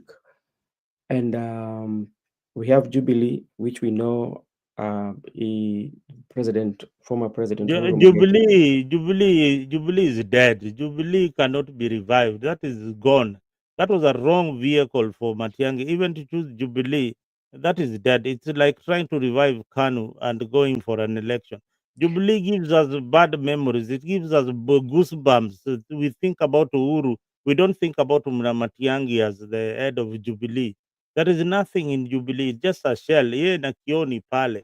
Matiang'i would have come with his own vehicle kutoka huko Kisii, apate support kutoka kina Alex huko, kina Kibagendi huko wamsupport, wakuje na chama ya Wakisii huko, ndio waungane na Jubilee, waachie kioni Jubilee, waungane na Jubilee, waform an alliance. Moving What around about with Jubilee is dead. what about those It's like from? telling, listen, it's like telling me Matiang'i is the Kanu presidential candidate. But what is wrong with him being the presidential candidate? Because like by him coming, based on his I character, have not told you, I have not said that there is something wrong with Matiang'i being the presidential candidate. but What you're I've said saying is that with Jubilee. the vehicle that is using for to campaign is Jubilee, and that is a wrong party. Why? What makes you think he's a wrong party? It is like it's. Let me give you a good example that you will relate to. It is Matiang'i coming with the Kanu and saying that Kanu ni baba na mama na tumpigie kura na chama cha Kanu. We remember the atrocities za Kanu. We remember everything about Kanu. We remember all the wrong things about Jubilee. We remember the wrong things about the Jubilee Party and Uhuru Kenyatta. So there is nothing new that Matiang'i is going to trigger in Jubilee. That after all, most of the MPs in Jubilee have since defected to DCP. So let's think this way, Mzalendo. You talk about Kanu, as you know very well that the current president was in Kanu. So him coming out of Kanu and coming out of Kanu now is the president with the UDA. What is the difference? Hmm? What's Who? the difference? The same person, The who came from where? current president.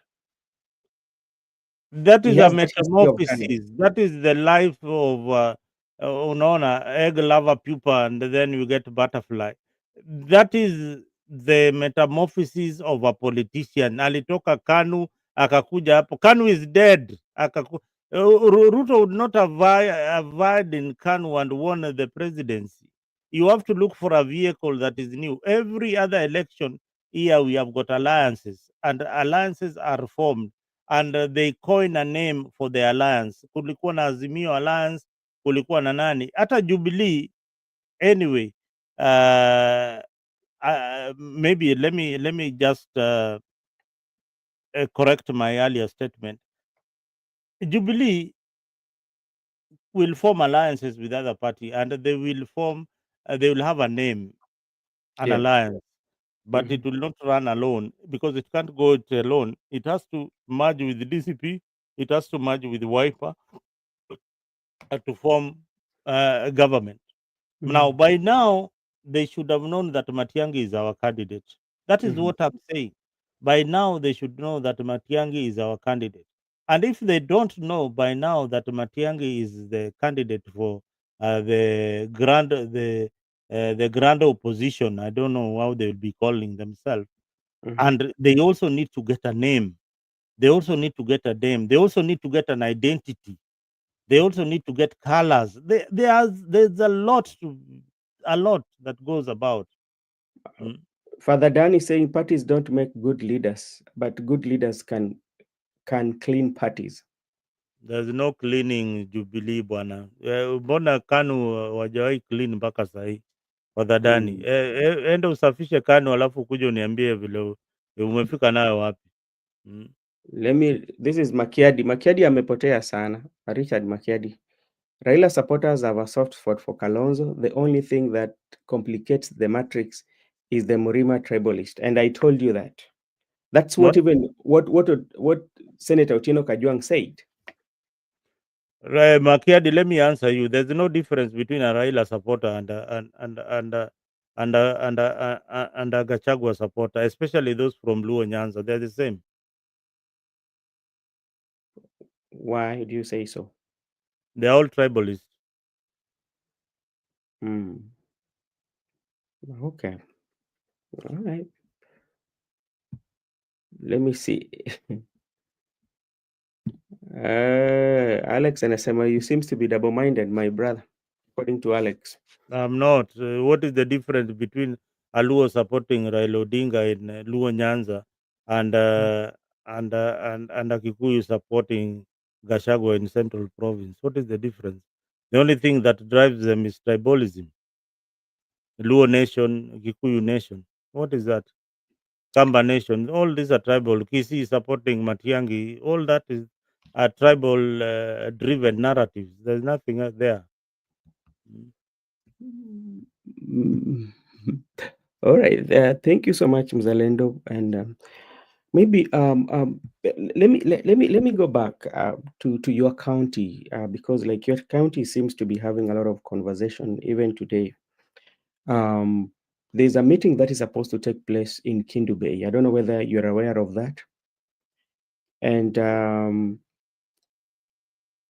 there are those who are saying that there are quite a number of some goons that have been brought all the way from Kisumu to go to Kindu Bay. Why is your county thrive on goonism? Why? What is making it to thrive on goonism? There is the nature of a Luo. There's our nature. There's our nature. There's our attitude. How we look at things. How we Mm, react to things. How when I tell you I will beat you, I will definitely do it. It's not a joke. You and I'll. It's not. We can't negotiate about it. mm, You understand? When I tell you Ben, mm, mi nitakupiga eh, mm, ujue kabla hiyo word ndakupiga ishe, mjaluo ashakupiga ngumi. Unanielewa? There is mm, the pride of Luo. So that is our nature. There's something that even if you try to correct it, you can't correct it. You can't correct mm, it. It's not like they like the aggressive politician, like Raila Odinga, you have to have aggression. That is why they find it difficult to support somebody like Kalonzo, because Kalonzo is a bit timid. He's not aggressive like the leaders they've had before, Jaramogi, the late Tomboya, and now the late Raila Odinga. They like aggression. Look at Babu Owino. They like aggression. Look at Okothobado. Aggression. Look at James Orengo.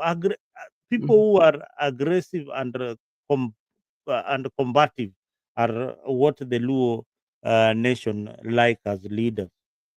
So does it mean that this is something that will not end anytime soon? No, because we have got children that we give birth to who carry our genes. So this will go from generation to generation. That will not change. I got it from my father. I will get it. Is there pride in Gunism? That is, that's what I am telling you. There's no pride in Gunism. Mm. Gunism is something uh, that was just developed the other day, and people have embraced it, including the government. So there are goons everywhere, brother Dan. If there are goons everywhere, if you go to your community, politicians are using goons. The youths that are surrounding them, those are goons. So goons are always there to protect the politician and to intimidate your opponent in politics today. Okay, thank you so much. Okay, thank you so much, Mzalendo, for being very robust with us today, telling us that there's no difference between the brothers from Luos and the one from. Tell Uh, me the difference. Tell me the difference. There's no difference. mm, Let me see what Makedi is saying here for us. The truth is, Ruto does not need an election in 2027 for second term. This thing is gone. We have to wait until 2032. Matiang'i is right. Matiang'i, I mean, we are wasting a lot of time. When I see people wasting time talking about Sijui, and then Makiadi, look at Gashagu. I've asked Makiadi probably is the one who can answer this question. Yeah. Makiadi, do you think that Gashagwa is a project of William Ruto? If you answer that question, you are a genius. And if and why and the reason why I I feel the reason why you feel that is a project of William Ruto, To and me, I don't. why and why and the reason why Ruto was a project of Uhuru Kenyatta. You know, I don't think that Gachagua can be a project of President William Ruto, Why? and the reason is, Mm. you know, if you look at the disagreement that was between President Uhuru Muigai Kenyatta and President William Ruto, they had their differences, but Uhuru Kenyatta did not want to kill Ruto's career. Okay. Wait a minute. Mhm. When Gachagua says that wewe bwana Ruto ukitaka kuingia Mm. mlima Kenya Mm. ukitaka kuingia mlima Kenya, tafadhali Mm. mm, Mm. tafadhali lazima unipitie kwanza, lazima uongee na mimi kwanza. Anamaanisha nini? Si anamaanisha kwamba Central Kenya ni yake. Wacha, let me send a link to Makiadi. Let me put it over there so that Makiadi could come in. I don't know. So at least even Alex can come and share with us. Mm, I don't think so, because like if he was the project of president, We president nimekwambia could huyu have not jamaa impeached him.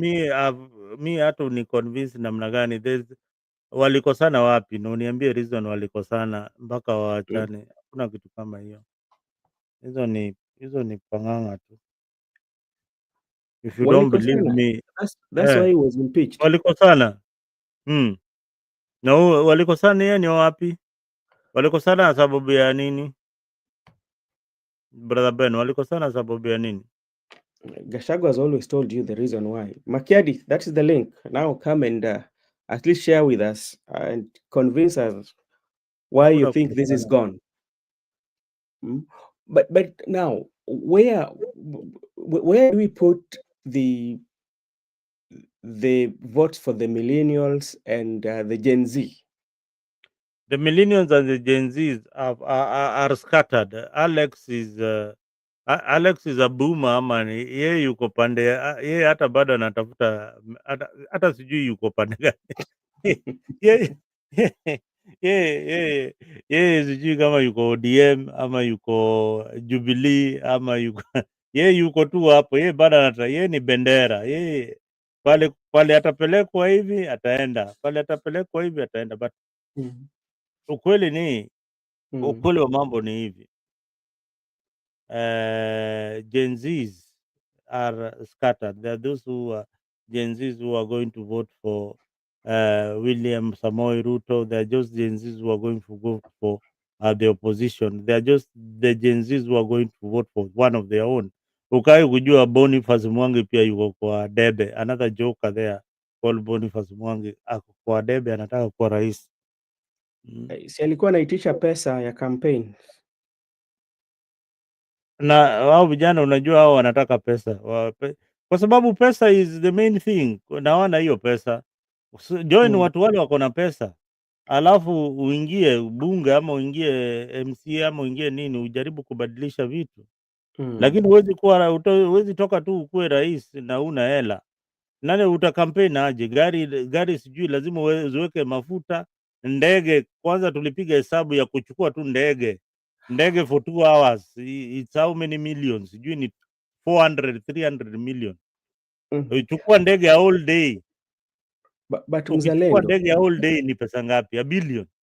wacha nikuulize swali, kama tuseme kwamba hawa mavijana ya kizazi kipya na hawa millennials, kama wanajua labda vitu ambazo hawa wanataka ama aina ya kiongozi ambao wanataka, watahitaji fedha kweli? Pesa wanaweza chukua, lakini wanaweza piga kura You know, kwa I think what happened to these young people, they were intimidated and to submission, because I don't mm, see any of them. I don't see the vocal Anifa. I don't see that group. I don't see the kind of unity that they used to have. I see them scattered. Kuna wale wako kwa DCP, kuna huyu Njeri Kaiga mm, ako kwa DCP ania kiti ya women rep huko ni Nyandarua ama ni wapi mahali huko, but nadhani Nyandarua. kuna huyu anaitwaje, Kasamuel maybe waiting for a nomination or anataka kukuwa senator wa Nairobi.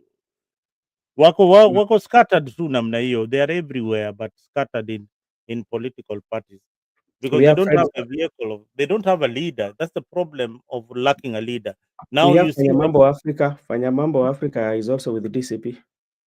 afanya Fanya Mambo. Fanya mambo Afrika alikuwa namba 6 MCA huko Gadagoreti.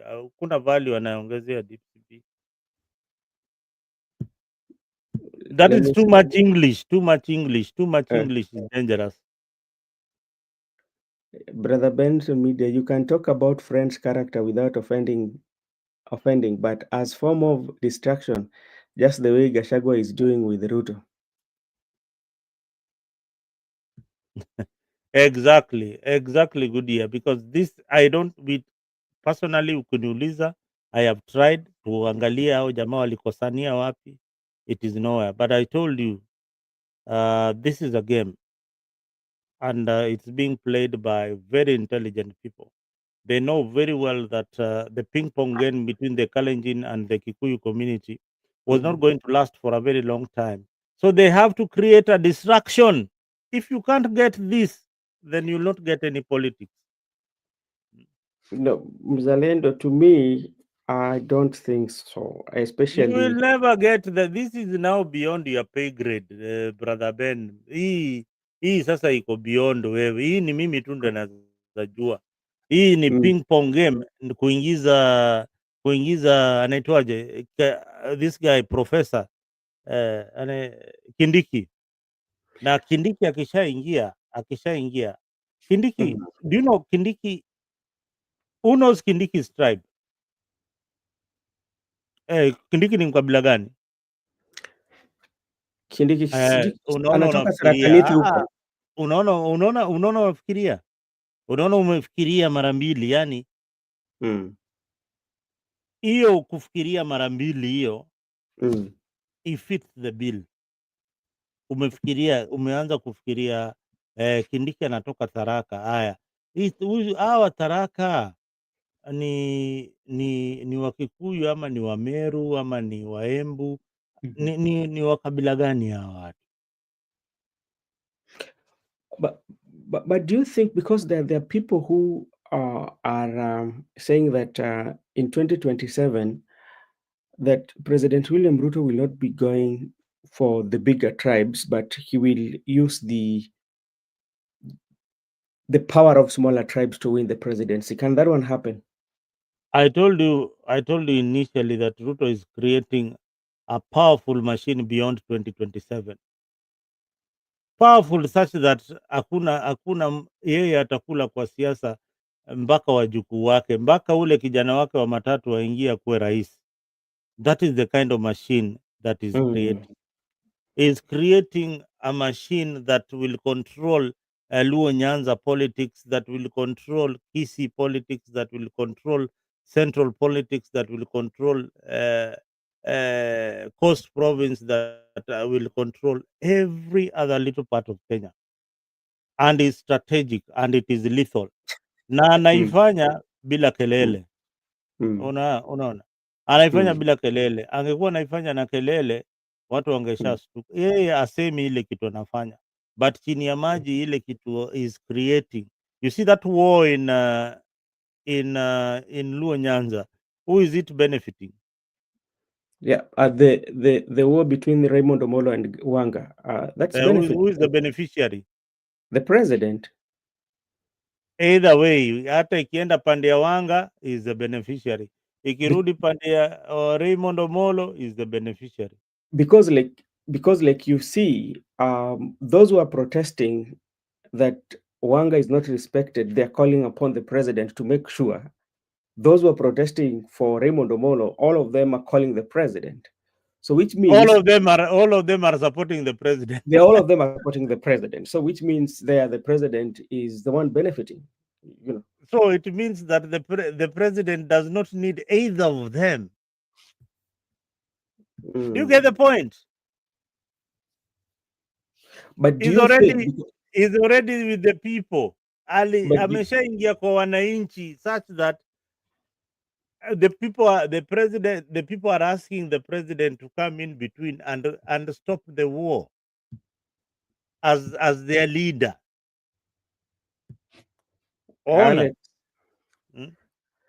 Alex, habari gani? Alex, hey. Poa sana brother Benson. Siku mingi kakangu. Siku nyingi ndugu yangu.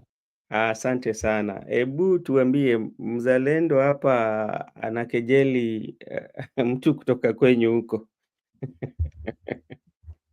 Mzalendo tumemzoea. Asemage ukweli, si ndio? Tumemzoea. There are times you don't take him serious. You allow him just aseme imtoke. Okay, asante sana. Ebu Alex, ebu tuambie kwa maoni yako tu, ukiangalia uchaguzi ambao inakuja miaka ya 2027, tuko na upinzani na tuko na rais, na tunaona kwamba upinzani ni serikali ya badala ambao wanangoja wachukue usukani wakishinda rais, na watu pia wanasema kwamba hawajaweka strategies vizuri ya kushinda. Labda wewe kwako. I think we need we are the voice of the people. Yes. So what we say holds water and has weight. And one way or the other, whether intentionally or unintentionally, we do sway and affect the politics on how our perspective and our views are. And it's always important to put the right perspective so that we allow the voter to understand the current situation of the country. Okay. It hurts me when we say that there is no one who can run and win against Ruto. When you say that, you are being ambiguous but not specific. I would rather an informed individual say, with the current structure and how things are, if they remain status quo, there will be no election. Okay? That makes sense. But to say that Ruto will win election, that is a different thing again. Okay? So there is the winning of election and the announcing of election. Now, if we start from there, then I think we can have a better debate of information and of truth. Now, having said that, what both Makiadi and my brother Mzalendo are saying is the machinery, as rightly put by Mzalendo, by Ruto, is ready for posterity. Okay? Obviously, there is no election. Okay? The people that will pronounce Ruto have already been selected, are in office, and they know their duty. Okay?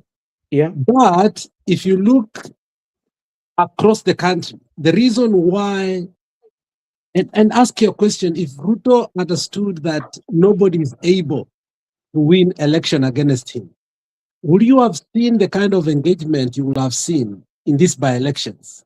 The corruption, the bribery, the killing, so on and so forth. Would you have seen that magnanimity? No, you will not have seen it.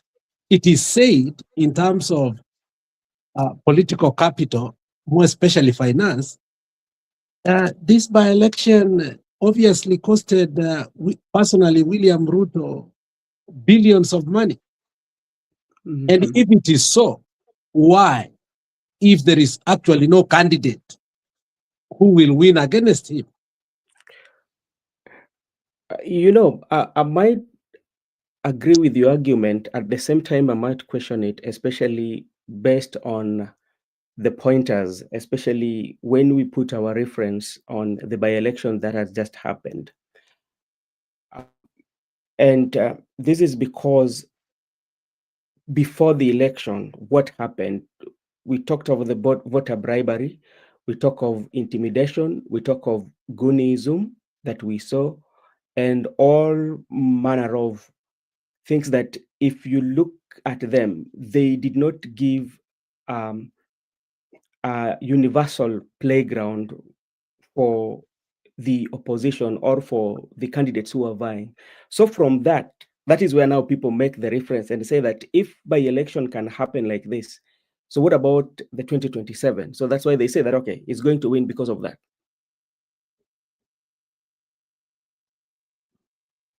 You know, Brother Benson, let's not go into philosophical arguments and forget that truth and fact, however much we may try to sugarcoat or put peanut and butter between a sandwich, the truth will always be the truth. True. In fact, you cannot defend the truth. Once you start defending the truth, you degenerate it or you dilute it. The truth is, in these by-elections, if you look at Malava and Osombere, they were supposed to be the start of the political death of William Samoei Ruto and UDA. and they had to do everything in their capacity. For perspective and optics, okay, to make sure that does not happen. Which actually, if I was in the government and knowing the ratings, the current true rating, you know, Kenya is a very funny country, and sometimes it does reveal its own insidious nature over time. If you look at the book written by the former IEBC commissioner, which I think you've not read, or even Mzalenda has read, I read that book like 10 times. The other day I saw Oswago, the Chicken Gate guy, also give an elaborate interview. And all these things, when you connect the dots to form the line, they completely tell you one thing or the other. Oswago was claiming 2013 was never rigged because he was the CEO, because he understands the repercussions of it. But then he boldly says other elections have been stolen and they've never been what? So the thing is this: William Samoe understands the true nature of pulling and where he is gauged when it comes to favorability and also electability in 2027, which actually, as you know and I know, he does not get 50+1. Okay, you know that. But for optics, okay, he is doing everything in his capacity to make sure that he gets up there. But the bigger question is this, and which by now we must direct our narrative to: what can we do as of now? Do we have the numbers? Yes, we have the numbers. Can we beat Ruto down, pence down? Yes, we can. What is coming between us and the presidency? Raila, as powerful as he was, failed to secure the announcement of his presidency. One of the most hurting documentaries sometimes I watch, I don't know if you have watched it, Brother Benson, which actually we need to sensitize our people, is when Raila says in 2007, he won the election, but ABCD happened. Then he went to a certain hotel that he was called there. As he was waiting, the owner of Royal Media Service came in and told him, congratulations, you have won the election. But, okay, they told him they cannot announce him. So he has two options: do this and do this, okay? That's in document Raila himself saying. So which tells us and informs us that the people that announced the elections are quite vital. And if that is what is going to happen again, then let us already resign and say, okay, hii imekwenda, imeisha. Because if you look at the boldness of our neighbors now, and that will come to us and it's going to haunt us more. Southern Sudan,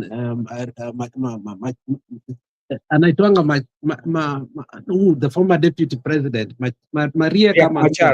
Machar, he's in. Ukiangalia Bisinje is in. Ukiangalia Uganda, Tanzania is in prison or they are jailed. Ukiangalia the opponents of Kagame and Burundi, they are all. But Kenya, we are a little bit blessed or lucky we are not there. But the main point is how the IEBC or the Electoral Commission of Tanzania went overboard to say that a presidential candidate got 97, the boldness to even declare a person by 97%. That passes chills, okay? And tells you that, look, these electoral bodies that we are believing in, obviously, we are making a very huge mistake. Now, if we say 2002 was the only election that was free and fair, then we need to go back and understand that what made it to be free and fair. Then we will bring out the historicity of what? IPPG and what precipitated and the argument that they had in parliament to form a neutral electoral body that was able to oversee the electoral process and finally declaring the right candidate. Do we have those things at place at this particular time? No, because if you look at it, Brother Benson, we are even in a more worse state. Remember, we have a president who has completely taken down every institution that you could go to that is supposed to cushion, okay, or take power out of him.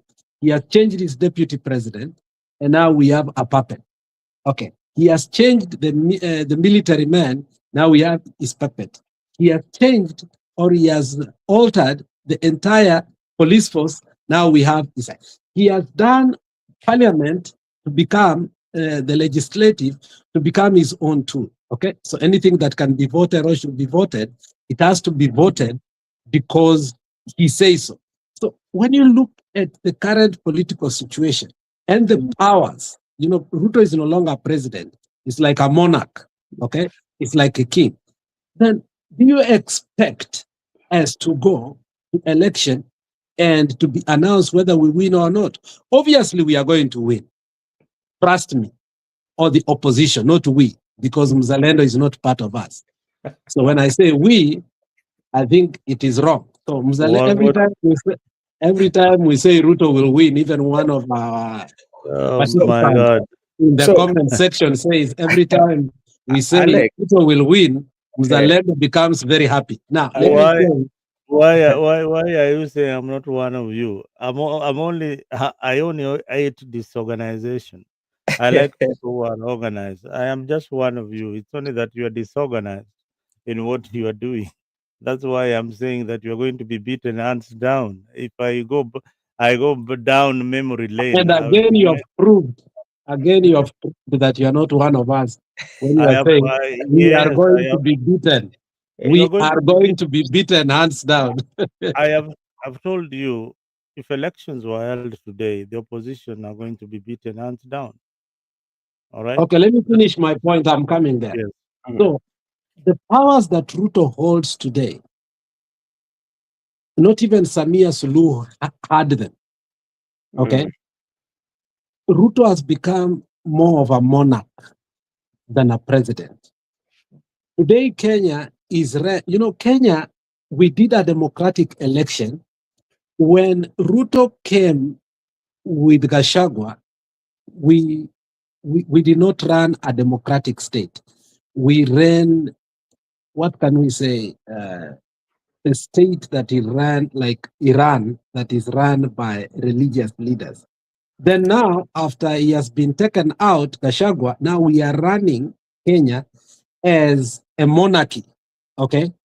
So the question is, if we allow ourselves to go to election with the current arrangements,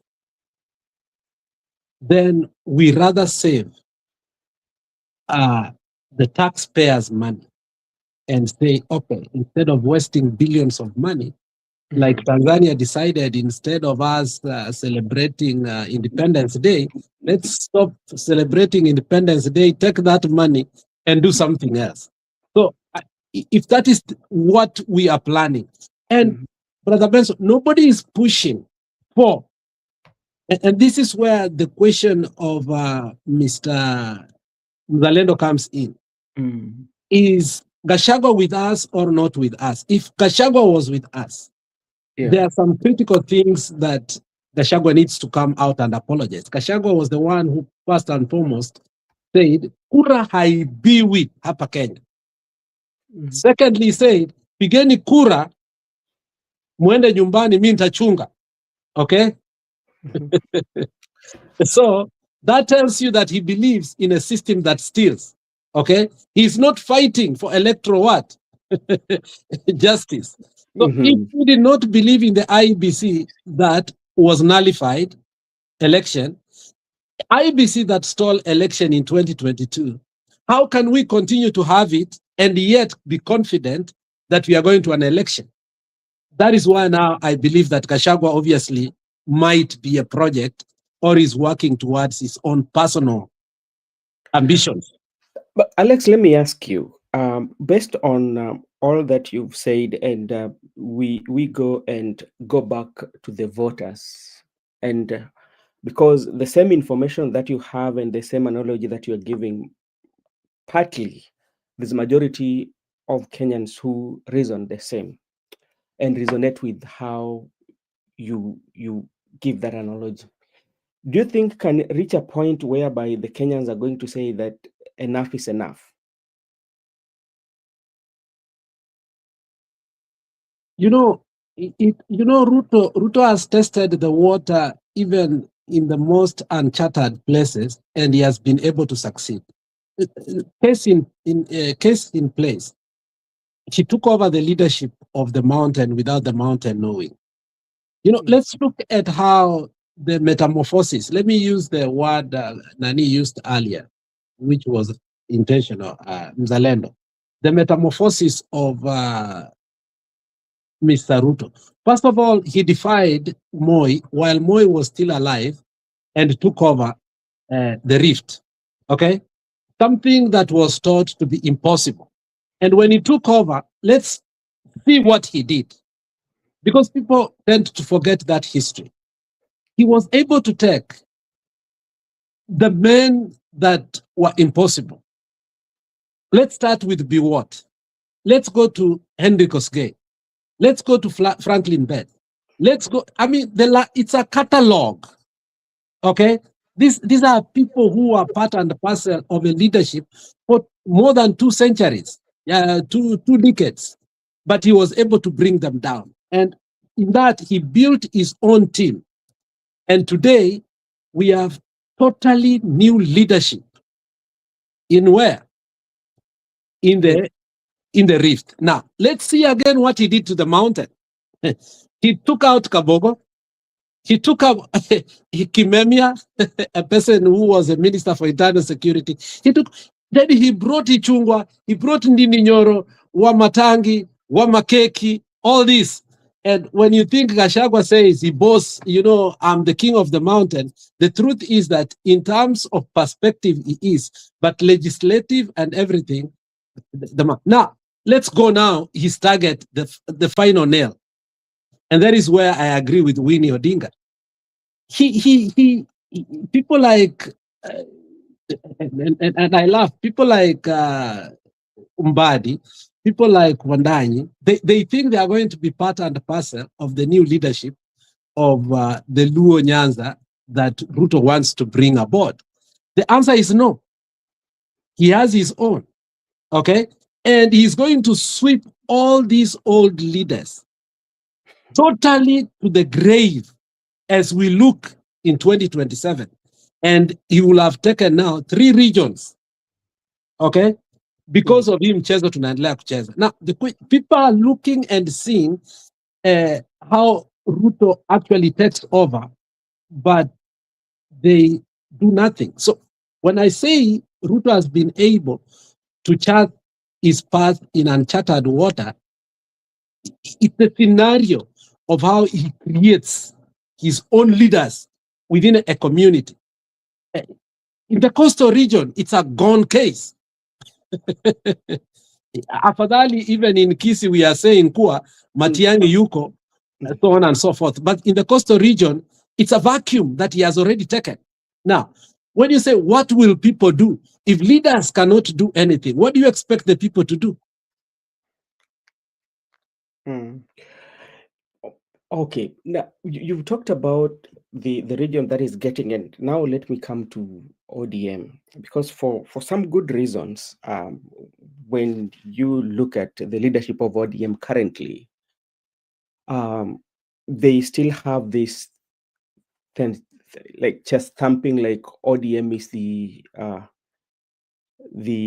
party of the people, give the history how it was formed, and bearing in mind the catalog that you are reading, are they also reading the same thing, or they are riding in or floating in this water with promises or with the hope that they are headed in a very good direction? Let me answer that question, not directly, but in 3 minutes. Today, when Beryl was being buried, Ruth said something that will haunt her. He said, you politicians, you are messing up my sister's funeral. If you know this is what will happen, why won't you come earlier so that your goons will not heckle you? Now, I want to use her words to answer your question. If, first of all, you said something that is not true, that ODM leadership. ODM does not have leadership right now. You need to know that. Okay? We have Oburu there. No, those are, somebody has filled a position, not a role. There's a difference between a role and a position. Now, let me answer you. When you see Min Ping come to defend a man that the leader of ODM is one, and the leader of the Odinga family, do you think it is Ida who needs to come to reaffirm that? It tells you there are cracks. Within that crack again, what tells you? You know, I love people who are seeing differently things, but I also saw it differently. Mama brings only two ladies in the front, and that was theatrics. Bibia Junior Kando na Winnie Kando. But basically, she was bringing Winnie, not Bibia, because she didn't want to be seen as propelling disunity within ODM. Then, obviously, it's like they had arranged with Winnie. Obviously, if you saw that. And Winnie gives a host of history of where they came from. And then her thin-veiled veneer was Katawatin, Wangeo Gigi. Okay? Even if we are little or younger, we know these things. And then he finishes with a bombshell that obviously Mama Ida knew. He said, I want to pay tribute to one of my friends. And he singles out Babu Owino. What is she saying? She's saying, I don't regard my uncle as the leader of ODM. The future of ODM lies here. That told you clearly that ODM has no leadership, whether you like it or not. So when you start saying that ODM has leadership, ODM has no leadership right now. ODM is trying to fill positions, but waiting for somebody who will take a mantle and have the real role that you cannot be defended. Oburu as a man will not have been defended by either that the leader of ODM is Oburu Odinga. It looks from outside that there are cracks that forced Mama Ida to come to retaliate that. Alex, I did not see it in that angle. Obviously, now, you will not see it that way.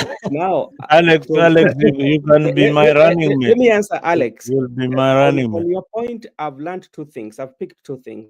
One is about the introduction, especially bringing Winnie and the wife to Junior, and also defending Oburu. In real sense, if Oburu is the leader of the Ramogi Oginga Odinga family, he was the person who was supposed to speak to stamp authority at the homestead as the eldest. But Ida came. Mzalendo, that makes sense. What makes sense to you?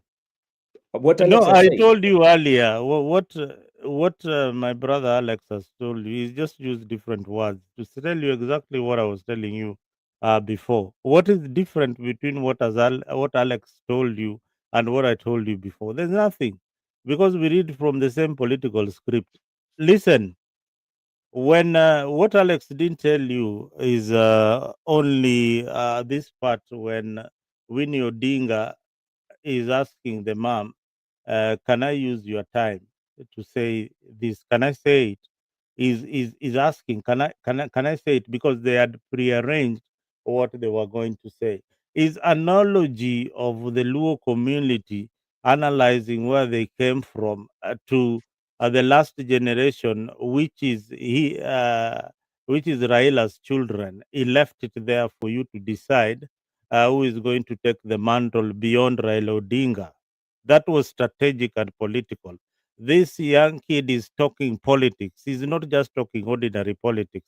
He is telling the old guards that give us a chance. My uncle is here, but he's only holding brief. That is what Madam Ida was telling his brother-in-law, his Oburu Odinga. that is holding a brief on behalf of the family until they decide. And I said this many a few months ago when I told you, wait for Odinga's family to speak. That is what will scatter ODM. That is what will bring that house into order. That will be the voice of the Luo nation. You understand? But now, from tomorrow, what will be making the headlines? People will be fighting Winnie Odinga, because Winnie Odinga is seen as somebody who is leaning towards the opposition and not the broad-based government. She is anti-Wanga, anti-Junet, anti-anything that is broad-based. And that is, she started this conversation in Mombasa when she said that there are some people here, mchana wako na sisi, lakini usiku wanauza chama. Na chama ni ya baba yake, unajua. Chama ni ya baba yake. Chama ni ya whatever you speak with your children, whatever you speak in your house, whether it is politics, your children will speak that language. That is what was in that funeral. They were speaking the language of Raila Odinga direct to the people. The analysis of Winnie Odinga was the analysis of his father. He is telling you, this is what my dad would have done, and I can do it.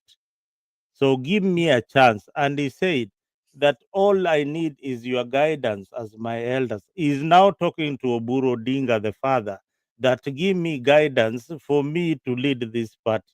And the people who can lead this party with me is that gentleman who is seated there, who is my friend, Babu Owino. It is simple. There's no rocket science there. There's no rocket science there. It is a simple analysis by Winnie Odinga, and that is where ODM is moving. Now, moving back to William Ruto and his strategy, and this is where where the opposition doesn't get it at all. At all, they don't grasp a thing. Now, my friend Alex here has analyzed for you how Ruto is building a machinery. In politics, you have to have drivers, and Ruto is created something called the broad-based government, of which in Mombasa he has got drivers called Joe.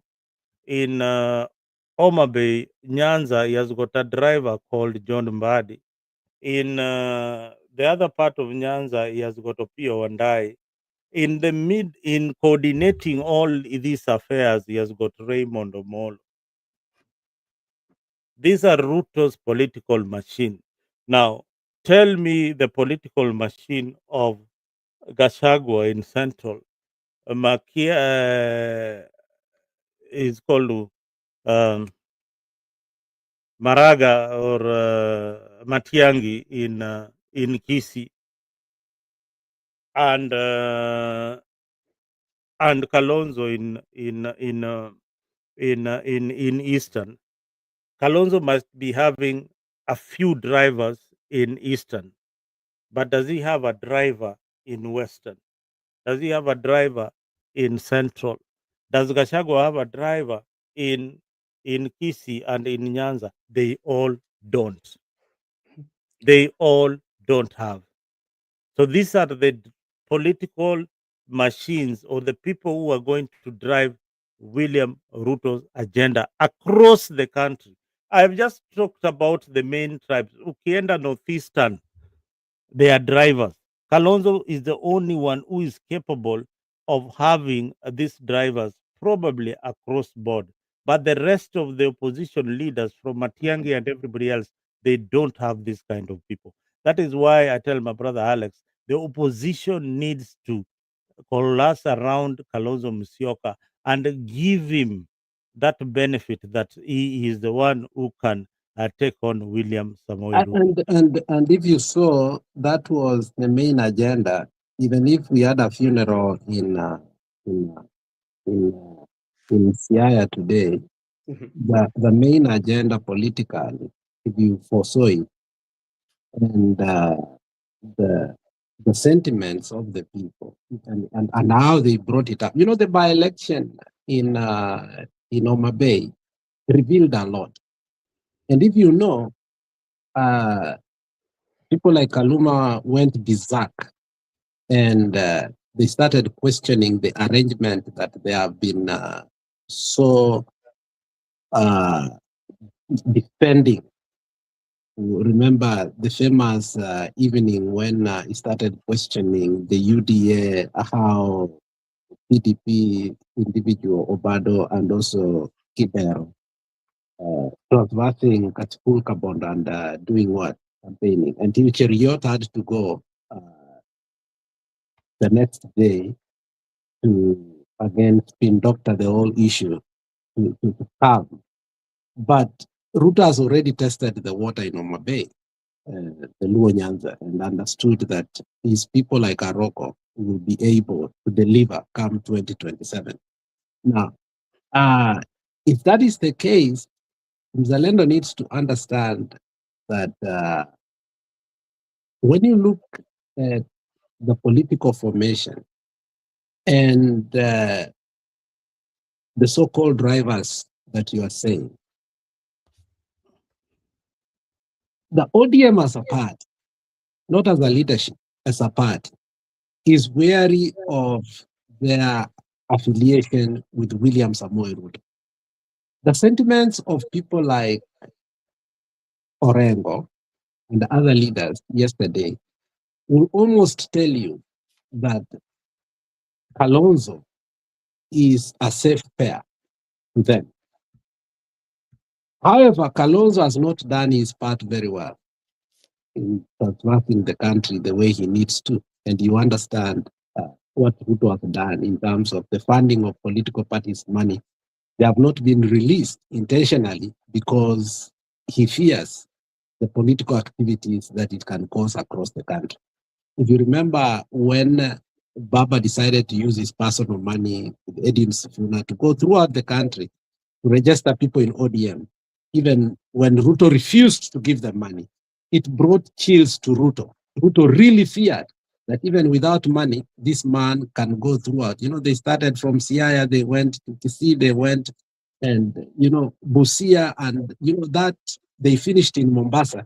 That had Baba done one more time, if he had not died up to 2027, I think Ruto will not be anywhere near. Now, when you are saying that, but in my view, I honestly, after the by-election, the Luo Nyanza have started looking at Ruto as a very thin-veiled enemy to them. The problem is, as Gachagua had said earlier, Ruto has a book. When you come next to him, he will make sure you eat with him and he will write down. And every time you want to make noise, somebody like Gladys Wanga has a big problem because Gladys Wanga, it's on the record, amekula pesa ya stadium, amekula pesa ya 2 airports, amekula pesa ya unga, where he lied to us, ametengeneza sijui factory ya unga. So she has to play the song of Ruto no matter She has what. to be in government either way. She's Okay, been in honored. either way. And then there was this absurd issue. He believed Baba was what? Immortal. Baba will not die. So she believed the statement of Ruto that the deputy president will be a woman. Remember when Ruto said that during the UDA meeting, that next deputy is going to be a woman.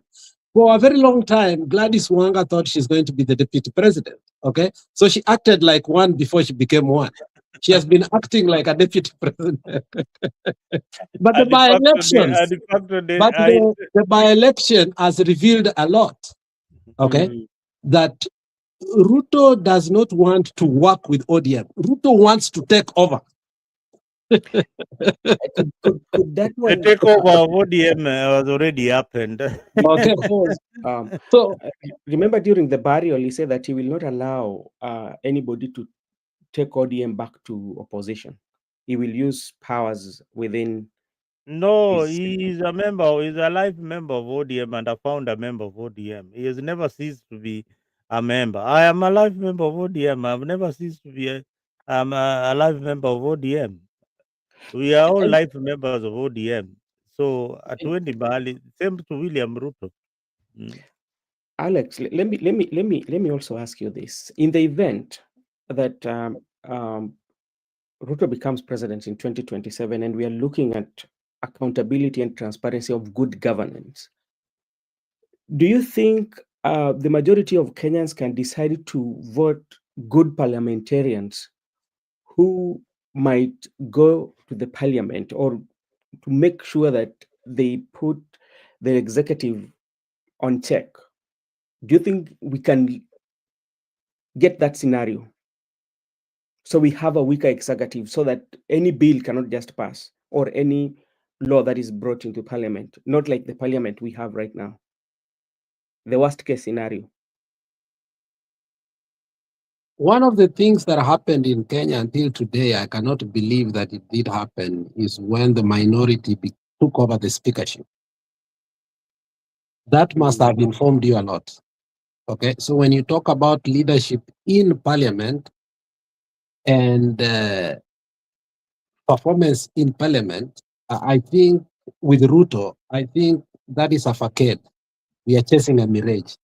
Ruto will never allow a responsible speaker like Marende or Lekaparo to oversee parliament, whether you had the best of the best in parliament. Okay, somehow he knows, the threshold under which he will bring them down. So I don't foresee Ruto as a president having an effective parliament. One of the memorandums, if you remember, if you are a good political history, when Ruto came to power, remember the Supreme Court had already discontinued CDF. Now, Ruto comes with the idea of 6 memorandum, and among them, he pegs in NGCDF. So, and he told them, this is a bundle. You vote one out, you vote all of them. The other one. You vote all of them in, you get CDF. What happened? They vote. All members of parliament did what? So Ruto understand. Look, I think we underestimate Ruto. One thing over and over we have done is to forget Ruto in merits. And let's talk merits, not performance. In merits, he has climbed the ladder from parliamentarian, becoming minister, assistant minister for interior and agriculture, becoming election director in Kanu, overseeing the Jubilee nomination, and eventually becoming the deputy president for 10 years, and now becoming a president 3 years going. That alone has given him a wealth of experience on whether you choose the best of the best parliamentarians.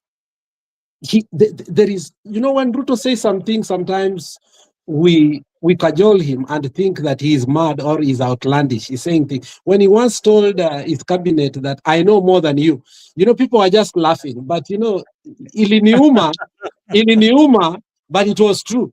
It is true. I know more than you. What I'm saying is, don't be snookered and live in this deep amnesia that the best of the best, even if you were to put Otienda Molo in every constituency and come to parliament and think that Otienda Molo again will not become the speaker. He will choose Wamatangi or Wamakeki to become the speaker, and he will have won. So there is nothing we can do about that. The only thing we can do is how we can totally refuse to go to an election like other countries have done, and refuse the election is not going to be there without election reforms. And when that election reforms, if you heard today what Kalonzo, the most unfortunate statement Kalonzo said today was to talk about the NADCO report. At this point, we know the person that forced Baba to have negotiations and therefore formed the NADCO report, and Baba, being a good politician, understood at that particular time, had he said capital N-O to the NADCO negotiation, Kalonzo was on his way out to Kenya Kwanza government. So what did he do? He reluctantly accepted the negotiation. So Kalonzo was the author of what? The NADCO report. What have done to the NADCO report? Now they are pegging in on the compensation. But the biggest thing that we wanted, we were going, is electoral reforms. Number one, who is speaking about that today? Nobody. So for us to expect with the current situation without electoral reforms true that are overhauled to have an effective parliament, that's a pipe dream. Do you know why even Raila Odinga will not want electoral reform if you are alive today? It's because all politicians they benefit from an incompetent IBC. They all benefit. They all benefit. If you reform IBC, the politicians will not benefit. So there will be newcomers in politics. But what, Brother Ben, you're forgetting about the parliament and even Alex, is that this is the only parliament where we have the minority working with the majority. Minority leader works with the minority leader to agree in all the bills. All the bills No, that are I think you are wrong there. You are wrong I'm not there. wrong. Who is the minority leader? It's Junet. No, relax. This is not the only parliament we have had. Previously, if we be brutally honest, Jeff Koinange is one person who revealed to us more without actually telling us the more. Now, if you foresaw how Jeff used to have his two-man debate, that was Wednesdays, and I hope Jeff will finally come back to his show. Akileta Sakaja analeta Mtula Kilonzo. Akileta Ahmed Nasir analeta nani? Barak Muluka. Okay? And you could see that pattern. Now, but whenever he will bring Mbadi, he will bring who? Kimani Ichung'wah. The relationship between Kimani Ichung'wah and Mbadi has always been there. And the man called Mbadi was a traitor for a very long time, but we never actually came out to speak about it. So it is not Junet the first person to work with the majority in parliament. Mbadi mastered that art. He did it openly, but we did not have the guts to talk about it, Mr. Mzalendo. But now it is too open that they cannot hide it. But it's an arrangement that had been done over the years, and we kept quiet. That is prepare. Angela, prepare for another SG in ODM, Lekina Oledima. Kweli. Unasemaje? If she's suggesting about Ledama becoming ODM SG. The worst thing that ODM will do is to take Sifuna. You know, let me use as a religious or a spiritual connotation. When God told the children of Israelites, when they go to a certain war, they should totally eliminate everything. They made a mistake. They left the beautiful women and the fat cows and the gold. And when they came back with the spoils, they were happy. God said, because you have done this, there will be a thorn on your flesh. You will never eliminate them and they will never eliminate you. Obviously, that's what we see right now in the Middle East. Yeah. Let me finish. If they take away Sifuna, ODM will not win even one seat in Nairobi, not even one councillorship, unless Kibra somewhere whereby the ward is completely Luonized. Okay? Now, they must look at the political capital of Sifuna as an individual, even in terms of perspective. And the perspective here is leave Sifuna as the SG. If we want to steal the election in Nairobi, we'll say we steal for him to become the senator. Out of the goodwill of him stealing the election, we can now steal members of parliament, the women rep, because it will not be so open. So, and they will make sure, as Sifuna boasts, I got more votes than anybody apart from the president in this republic. So, taking out Sifuna, for me as an individual, I don't know about you, and even the talk about it only deems ODM as a Luo party. Not only as a Luo party, it remains only to be a Siaya party. Because right now, you see when Luo is divided. So we are not even talking about a Luo party. We are talking about a Siaya party. Yeah. So that talk should not even come out of. But that is a talk that UDA loves most. And the people purporting to speak for ODM and who wants Sifuna out conspicuously is UDA. I don't know why.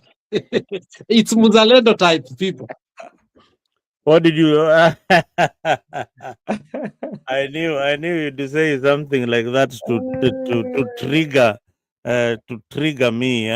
But anyway, that is expected of you, Alex. I'm used to you. But let me tell you, what you've said right is the Sifuna personality. The Sifuna personality in Nairobi is huge that ODM cannot replace. That is the problem. That personality is what they need, and that is personality is what scares them. Now you remove Sifuna as personality and inject a personality like Olekina, like you had mentioned. You have killed the morale of the people who or they bring of the party. Or Kasamuel Makoure, you remove Sifuna. And I told Sifuna, don't answer that small boy. Why are you even bothered?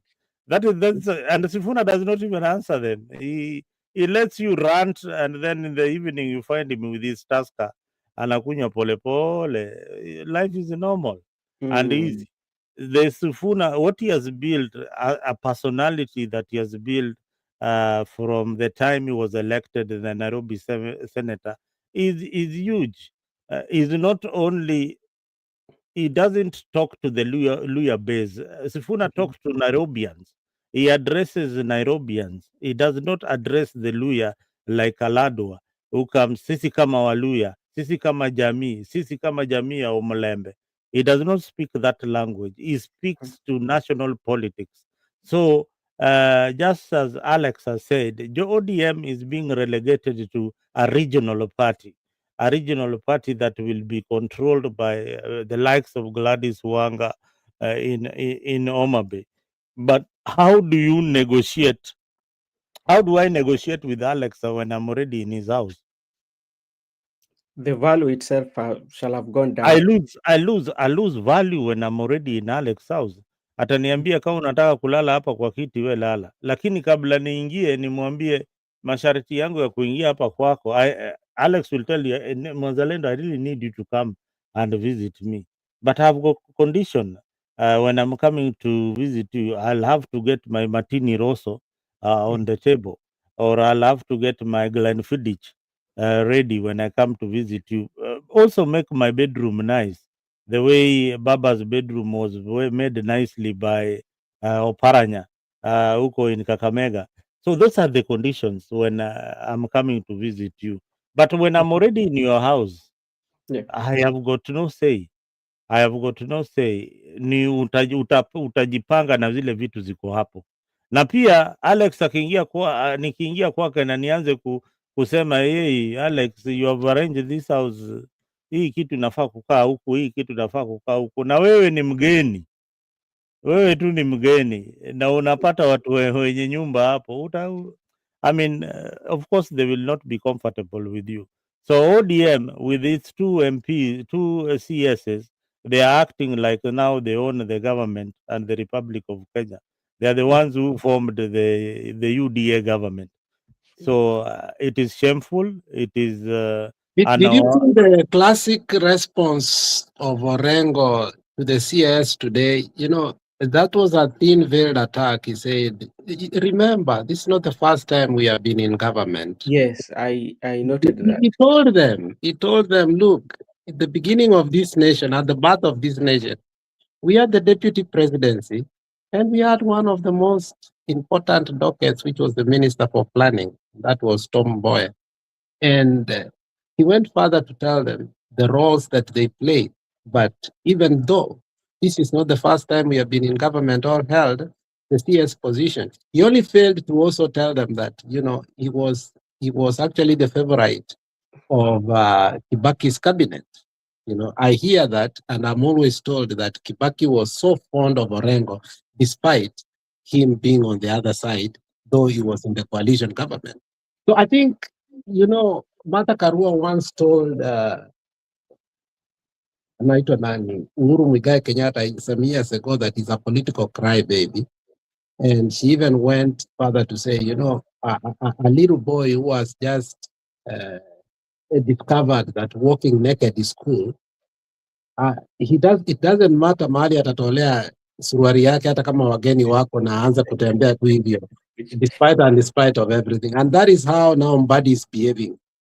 Undanyi, I think, comes a little bit more reserved and moderated when it comes to some things, though his role is sometimes have to defend the government. But I think Mbadi goes too far. And even if people like Zakayo Yugi, Ndolo Aya, and who else, Dalmaso Tieno, who are actually in Kano, they understood that Robert Uko. Even if they understood the limits, and they played the politics of the gallery also of what? Of the advancement of their own people. But when you look at Mbadi, and if Mbadi's scenario is very unfortunate. If you remember one time when they asked, why did Baba decide all the cabinet's position and even the leadership change that is coming to parliament to be Luo? Kaluma once said something that still bothers me, said, we never took the docket of the finance. Mbadi is a Bantu. Mbadi is not a Luo. I don't know if you remember that thing. Because I don't remember that thing. It comes from Suba. Yeah. No, So and let me just add something that people don't really know. That the creation of the Suba, by Moi, it was a creation. But Moi was getting a steep opposition in Luo Nyanza, so he had to create this tribe called Suba that had an identity that was lost. So he created the Suba and revived it, and to date they owned that identity. If you ask any of them, including Otieno Kajuang or Mili Mabona, if they can even speak Kisuba for a minute, they wouldn't even know the language. They don't even know the language. It is one of those languages classified under the UN charters as the languages that they want to revive. So Suba was a lost language and a lost tribe until Moi revived it. And when he revived it, you know what he did? He made sure that there is a minister coming from that area. And that minister was called the late Nyakiamo, was the minister coming from Subaland, revived by and he maintained that to get the coordination of Luo Nyanza and especially South Nyanza was coordinated from Nyakiamo's home by the Suba people. So that is how Moi managed the political structure in Luo Nyanza and the greater South Nyanza. Mzalendo, though I'm not disputing that, but when I look at my history, especially my forefathers, they came from Highland, Ngode Highland, just adjacent to Rusinga. And they used to speak Suba. Yeah, but can you speak that language yourself? No, because I was born in Migori. With us, they came all over. They Can your migrated to cousin Migori. who is your age mate speak the language No, fluently? even like Sami himself, Sami Wakega, I don't think whether he speaks Suba They because don't he's a speak that cousin language. to he's our That is cousin. my area. They don't. My uncles don't speak that language. They have got words, a few words they can utter, but they can't speak the language. That was a Mm. creation of President Moi to divide the Luo nation. So he divided them by creating the Suba, and it worked perfectly.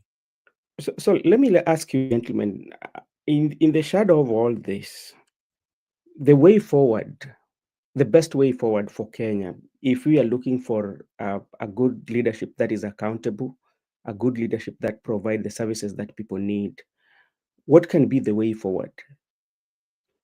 First of all, we need to elect a leader who respects the rule of law and the constitution of Kenya.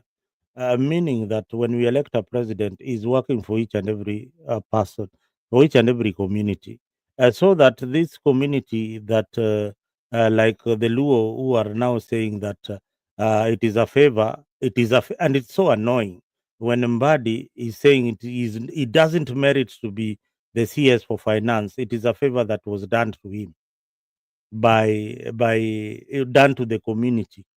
Yeah, it is not a favor. It is not a favor. It is he qualifies to be in that position, and that is the reason why it is that, and he's not there to serve the Luo community. He's there to serve the people of Kenya as the CS for finance. So we need leaders who look at position as not Favor. uh, not favor or enticement to bring votes to the other camp, but to provide services to the people of Kenya, same as to anybody else who is given the opportunity to serve in the cabinet. He serves under the mercy of the president, but he ought to serve the people of Kenya according to the constitution. So it is not a favor for a community to get a position or a tribe to be appointed. It is not a favor. And once we take that direction, then the political class, including the presidency, will use these dockets to entice communities to vote for them, even if they are underperforming. And the community will see that we have been done a favor. We have got a minister so and so in this government, and you know very well that they don't share their pay slip with you. The pay slips, they take them to their children and their wives. So this is something that we need to stop completely, and stop praising such leaders. And when we get a chance, we condemn the act of giving self gratification that, I am working for William Ruto and the Luo community. It is not that way. It is you are working for the people of Kenya. Alex, what is the best way for us in the worst case scenario? I will take a different perspective from Zalendo. Totally different perspective. You know, when we have no bankruptcy of leadership at all in that country, in spite and despite of all the challenges and problems that we have had. But we do behave mostly and most communities as if it's either one person or we are dead. For example, we have created a new problem that will be for the future that we are not ready to resolve our pandemic political problems. Let me give you a case scenario. When the mountain still believes in Gachagua, and they believe that Gachagua will be the solution to them, and having known who Gachagua is, they have not even solved their problem yet. Okay? They are not even ready to solve their problem because they don't even see where the problem is. Mm, Do you see that? yeah. So it must start for us to decide who is our leader And if we just take any Tom, Dick, and Harry, just because he's able to throw jabs at our enemy, then basically we are not ready to resolve a corporate problem that is not personal. Okay? Yeah. So from the current situational ethic that we are in, I don't think Kenyans are ready for change, because when you look at the community leaders from Wamalwa, from Natembea, from Matiang'i, from Kalonzo, from Gashagwa, from Joho, the question that pegs in there, all these people have said, do you think there is change truly in the people that have said there? No, that's a fact. That's a fact. But because now we have an enemy within that is more Nephilic or Goliathized, so we think we can look for any David that is around that who boasts to be a David, without a spiritual stamina, without a leadership stamina, without integrity stamina, without everything. You see, all these people we are toying around, even if we continue saying, I believe, and I totally believe that Matiang'i can transform that country. I totally believe that Kalonzo can win that election. But then again, if we truly were to go to the spirit of, reformation, transformation, and progression of that country, so that we can be another Singapore or better than Singapore, we are not going to see that kind of leadership changes. We are not going to see that economic changes, educational changes, healthcare changes by just changing Ruto to Gachagua. You get it?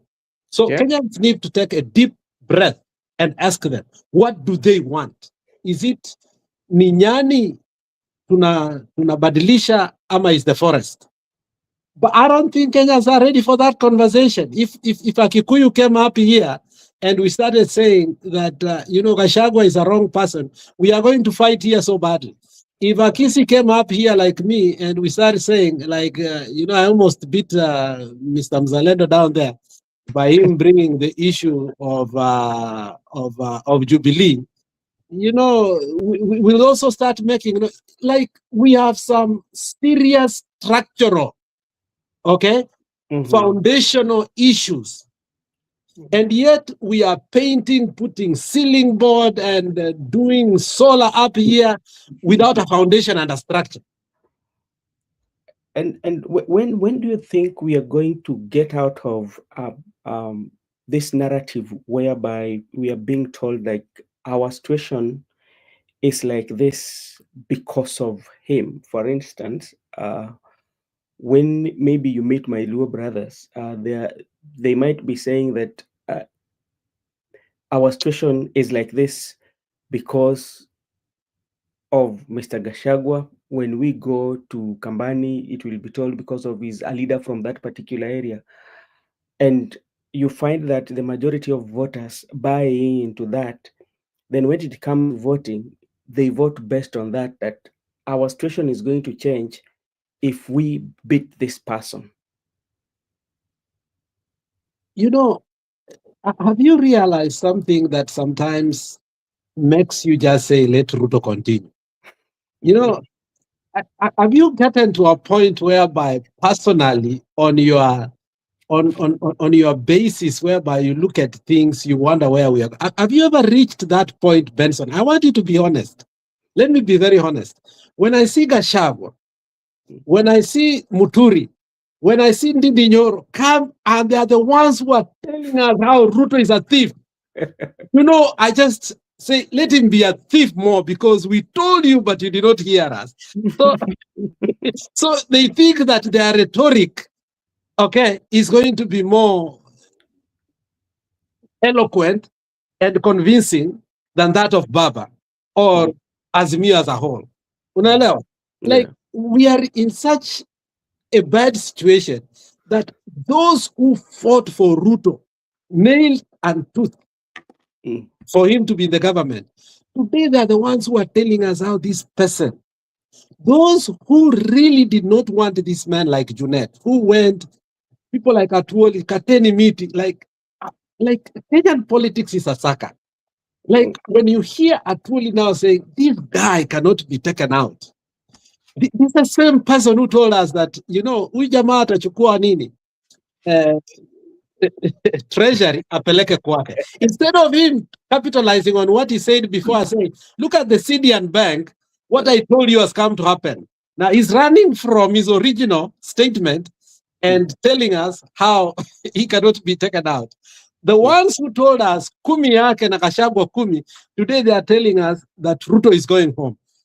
That is the kind of politics that we love in Kenya. And actually it makes people very happy whenever such kind of suckers happen. It's so sweet to the politics of many of us. I mean, people don't sit down. People don't sit down and really question themselves. What do we want? If you don't ask the right question, you will not get the right answer. But if you will ask a question that fits you at the moment, you will actually get what you did not expect. Now, the question is, do we really want transformation and a change? If that is what we want, then I don't think Gachagua, Matiang'i, Kalonzo, so on and so on, are going to be what will purport to be our leader, and we should be ashamed by calling them united opposition. These people have never been in opposition. So by just branding them united opposition, these people have never been in opposition. Now, let me clarify my statement. During the NADCO report, if you saw, Kalonzo used to come and go with a car that had green plates. For a long time, I used to ask, the green plates used to be originally for county council when we had the provincial administration. But now they are reserved for the speaker. So Kalonzo was negotiating for us while he acted like the Speaker of the National Assembly. Okay? Now, secondly, if you go today by corruption, tunaambiwanga Kalonzo is ni mweupe kama pamba. But you have to remember, half of Karen, in terms of land, is owned by Kalonzo. And then unasema Kalonzo ni mweupe kama pamba. The question is, how did Kalonzo get that land? That's the first thing. Secondly, what is the worth of that land? Billions. Obviously, it's billions or going to trillions because it's a huge land. Now, then, where did he get that money to buy that land? Obviously, it's through politics. So somehow we have lesser evil politicians and insidious evil politicians. So we don't look at eliminating evil. We look at choosing lesser evil because we are all evil. Why? Because Kenya is a corrupt country. If today we want to say, okay, mzalendo, hata passport aliendea huko Canada ama hapa US, akienda kuipata alitaka within 24 hours na alilipa kitu kidogo ndiye akaipata. So he's a recipient of corruption. So if we want to eliminate corruption, it means we must also eliminate the passport issues, we must eliminate hospital, we must eliminate tax corruption, so on and so forth. Are Kenyans ready for that? Kenyans are not ready. And that is why our proximity to leaders who are corrupt is so close. So Kenya has never wanted your question of better leaders. That has never been the desire of Kenyans. That's a fact. Kenyans have never desired. If you remember what Magufuli did when he totally eliminated corruption, the Tanzania started crying a little bit too. Unawacha kidogo ila watu wanakulia. And they truly hated the man because ile kidogo hata hii ilifanya nini? Ilisha. So Kenya is in that situation. People working in the office, accountants, lawyers, who wants to win cases by all necessary means. When they see Martha Karua is going to become the next Minister for Constitutional Affairs, and they know the changes she will bring, they would rather vote for Ruto because those in the judiciary know that the moment Martha Karua becomes the Minister for Justice, they are gone. So Kenya has never desired a true transformational leaders. We only talk about it, but in practicality, we are more comfortable with those who seem to do what actually we subscribe to. All right, thank you. And this is going to be the last one, then we can wind up. Maybe I would start with Zalendo. This act that we've always, or is always happening in our country, and this is the use of money. Everything that happens, even if you crack a joke on a politician or you make something that kind of like is trending, a politician will call you, then the next thing you are given money. Anything that you do, the money has become everything that we want to do. Even if we want to persuade you that we have to give you money, and this is a way to show how generous we are, but in another way it spoils the country. That money has become everything, everything we do. Remember what happened when the Albert Ojwang died. The only way to slow down that protest was the money that was given. And you saw the other day the father was coming back to Kenyans that he wants justice. There's so many incidences that we've seen the money being given to as a way of appreciation, but not as a way of justice. And this also happened with the panel that the courts just say that it was unconstitutional. The compensation panel, the courts just say it was unconstitutional. And if you look at it very keenly, what came first was about to compensate without justice. Why do you think we've put payment first, or the issue of the money first in a country anytime we deal with things of serious issues? Mzalendo, unmute. Good question. Good question. That why do we deal with money first?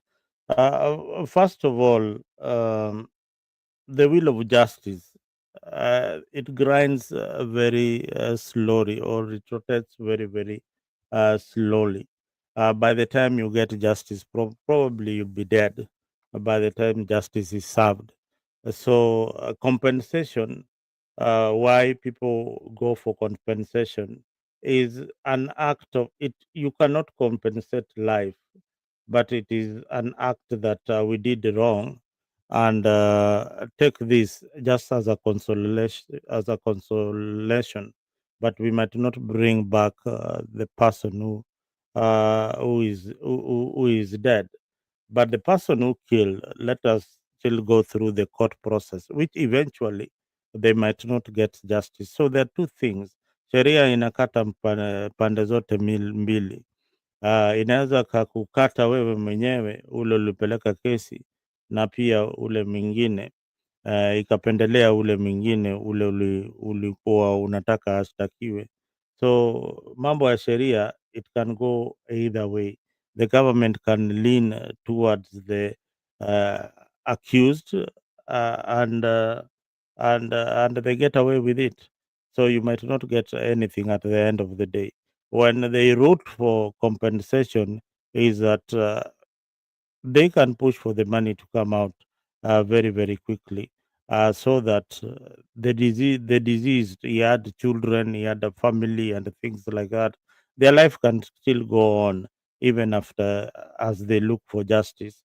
So that is one way to look at it. Now, politics in money is also another thing. Why Kenyan politics is just about money.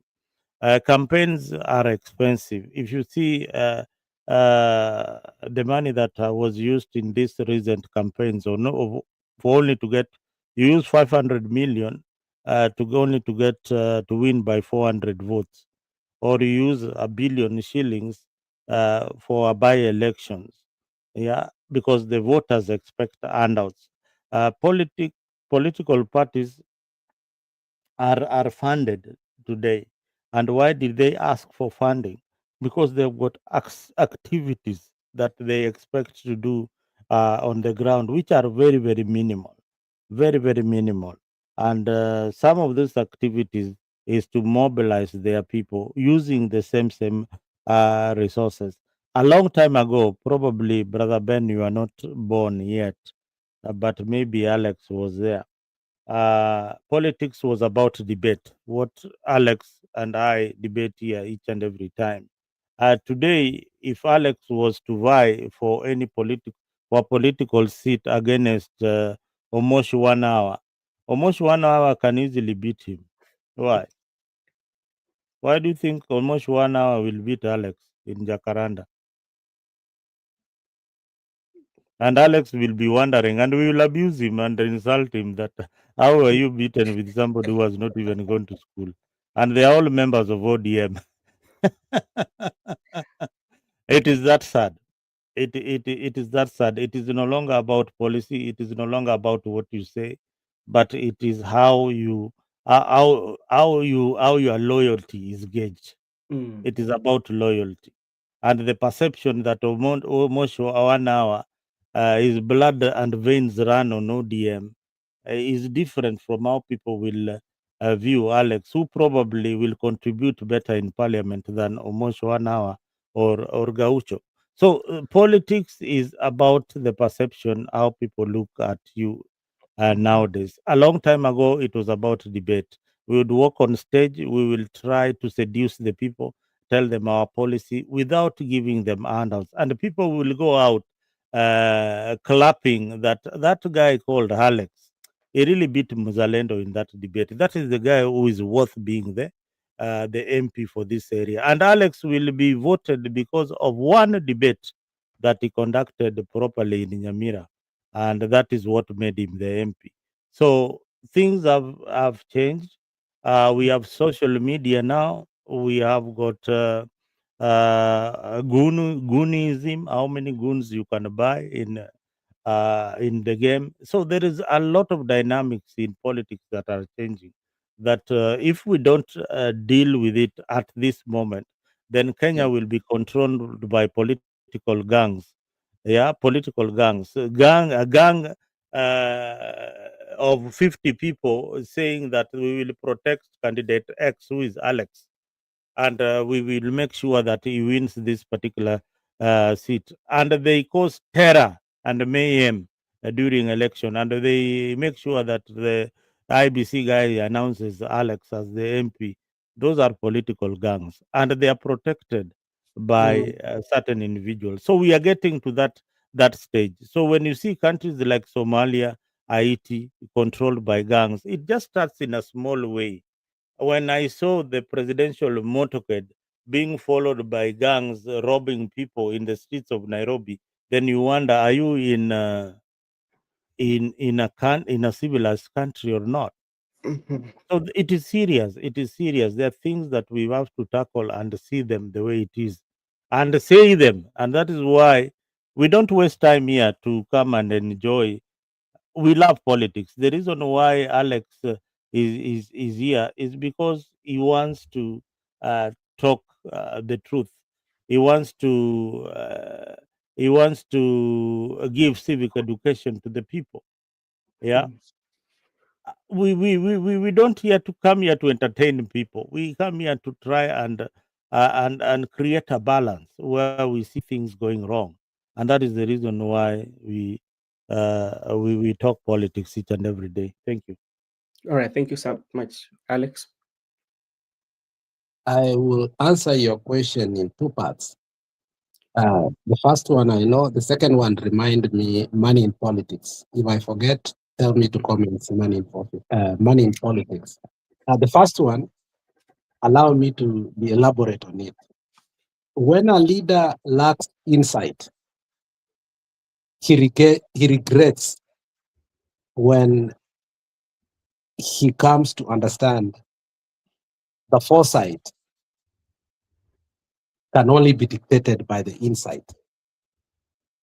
When Uhuru Muigai Kenyatta and the other people in his administration foolishly refused to swear in the judges, Mm. a lot of people thought, this is the best thing that Uhuru Muigai Kenyatta has ever done. Maraga pleaded with him. And actually, they withdrew funds, and Maraga, remember, started crying wolf about them not getting security, so on and so forth. But that was a catastrophic mistake that I believe Uhuru Muigai Kenyatta regrets until today. Now, let me explain why it was a great mistake. No sooner than Ruto became the president, immediately he swore in those judges. And Brother Benson, I want you to understand why I'm saying this, because many people still forget that. And it's towards your answer, because a lot of people do not understand what is going on in that country. And before he swore those judges, he had personal talk with them on how they are going to help him on various issues over time. So they became what we call in the US activist judges. Activist judges are the ones here in the US, you take political laguna issues to them so that they can sway their pen on your side, so as you can continue to do that which seemed illegal. Now, when you see that a judge has struck down, there's a background. That's Mzalendo. When you see a judge has struck down the compensation, so we are happy that the courts are doing well. Behind the curtain, we don't remember that the judges that Ruto swore in are activist judges that will help him. On the surface, the NADCO report say you need to compensate. On the background, you don't remember that this thing will go to court, and the activist judges are going to exonerate Ruto from giving them money, because Ruto doesn't love giving anybody money. He's not giving doctors, he's not giving teachers. How is he going to give the people who are giving him problems so that he cannot rule in 2027? Do you think he is insane? So, least we forget that one of the greatest mistakes that Uhuru made was to give a silver platter to Ruto to come to the presidency by having all the judges.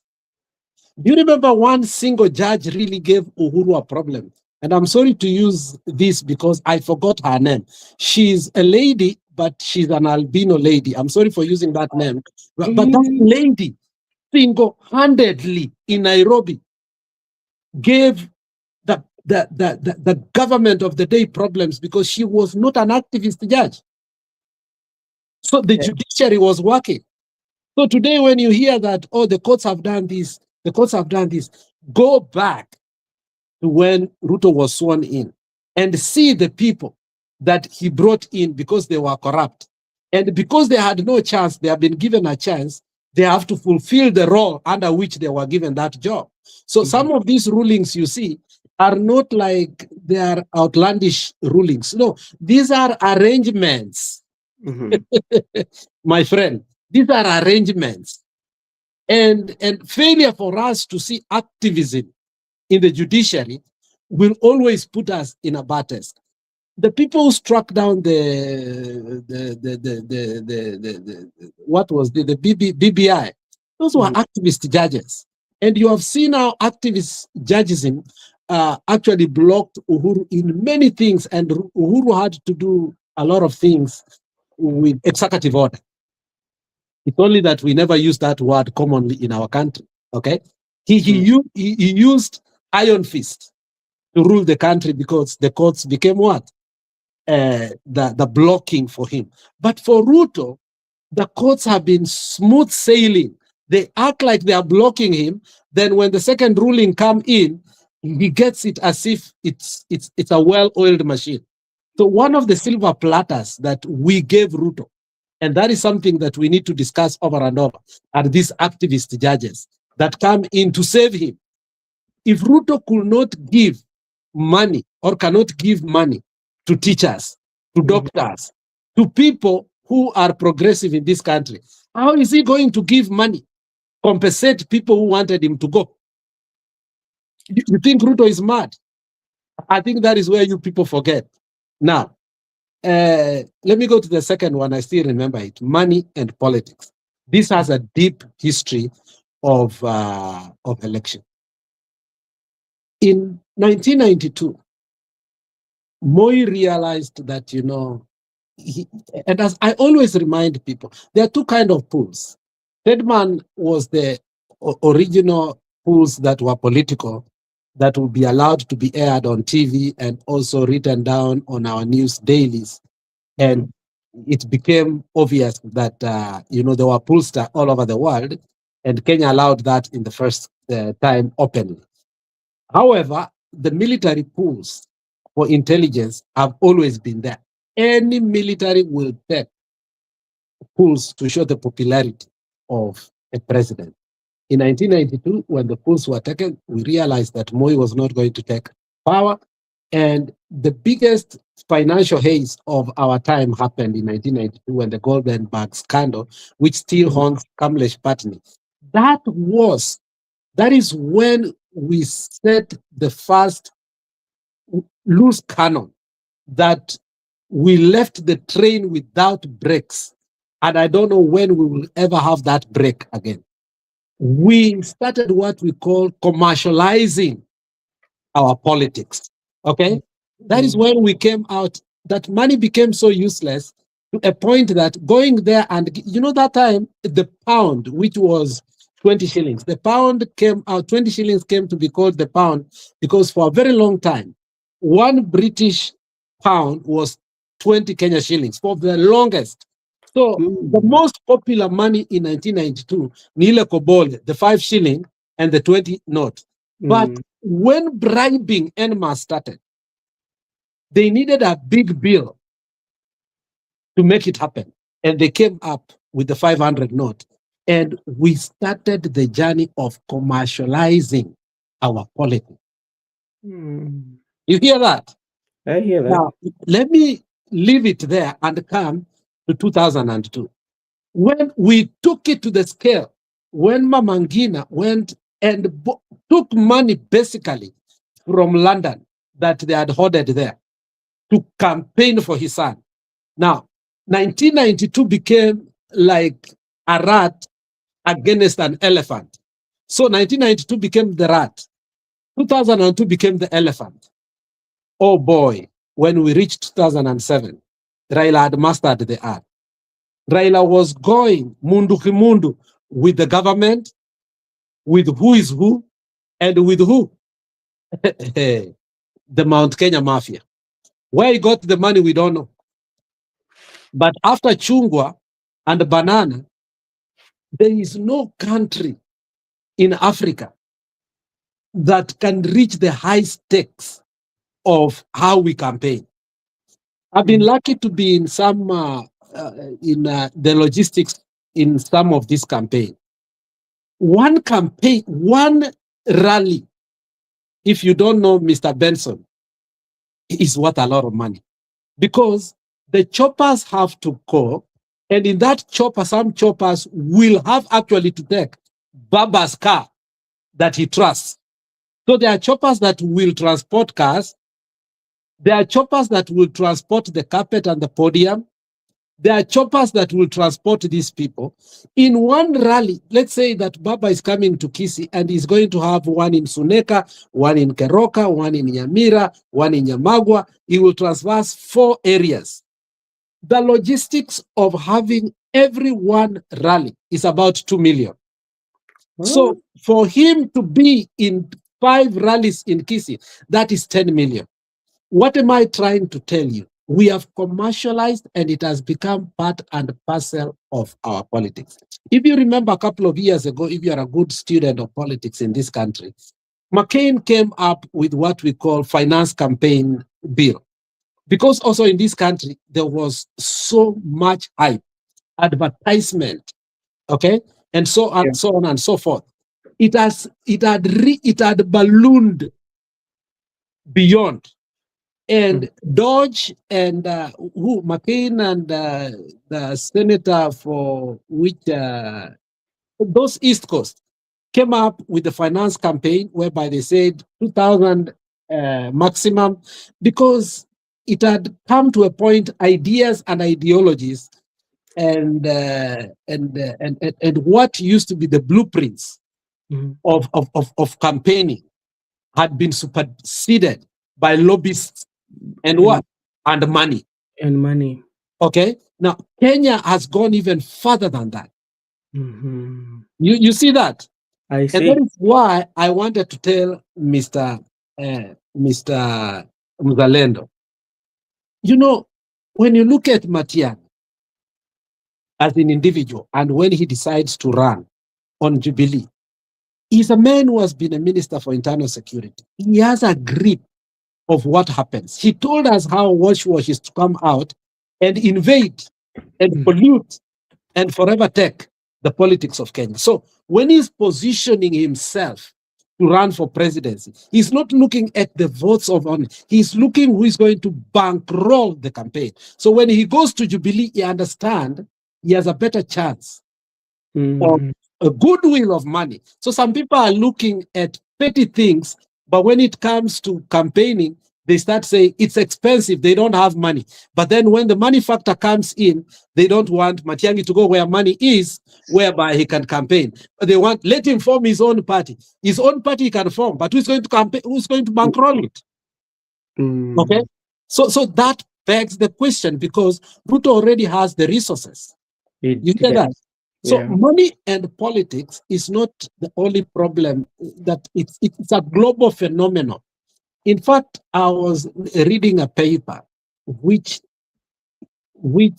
was mind-blowing on how the lobbyists in Japan do their politics. And I was shocked, like, while we do political science, politics in Kenya, the Tiger Asian economies do what we call mechanical engineering politics, whereby they know, you see, when I don't know if you have ever seen Mr. Benson, some weird thing, wakati wanataka kujenga gorofa in Kenya, watakuja waweke mabati round, alafu kutakuwa na kitu like a post outside where there is a gate, where they will say the contractor, what NEMA did, so on and so forth, and there will be a picture of exactly what the structure is going to be when it's finished. So when they are starting to build that thing, first of all, mabati inawekwa, you don't see what is going on. Then you start seeing that building mushroom.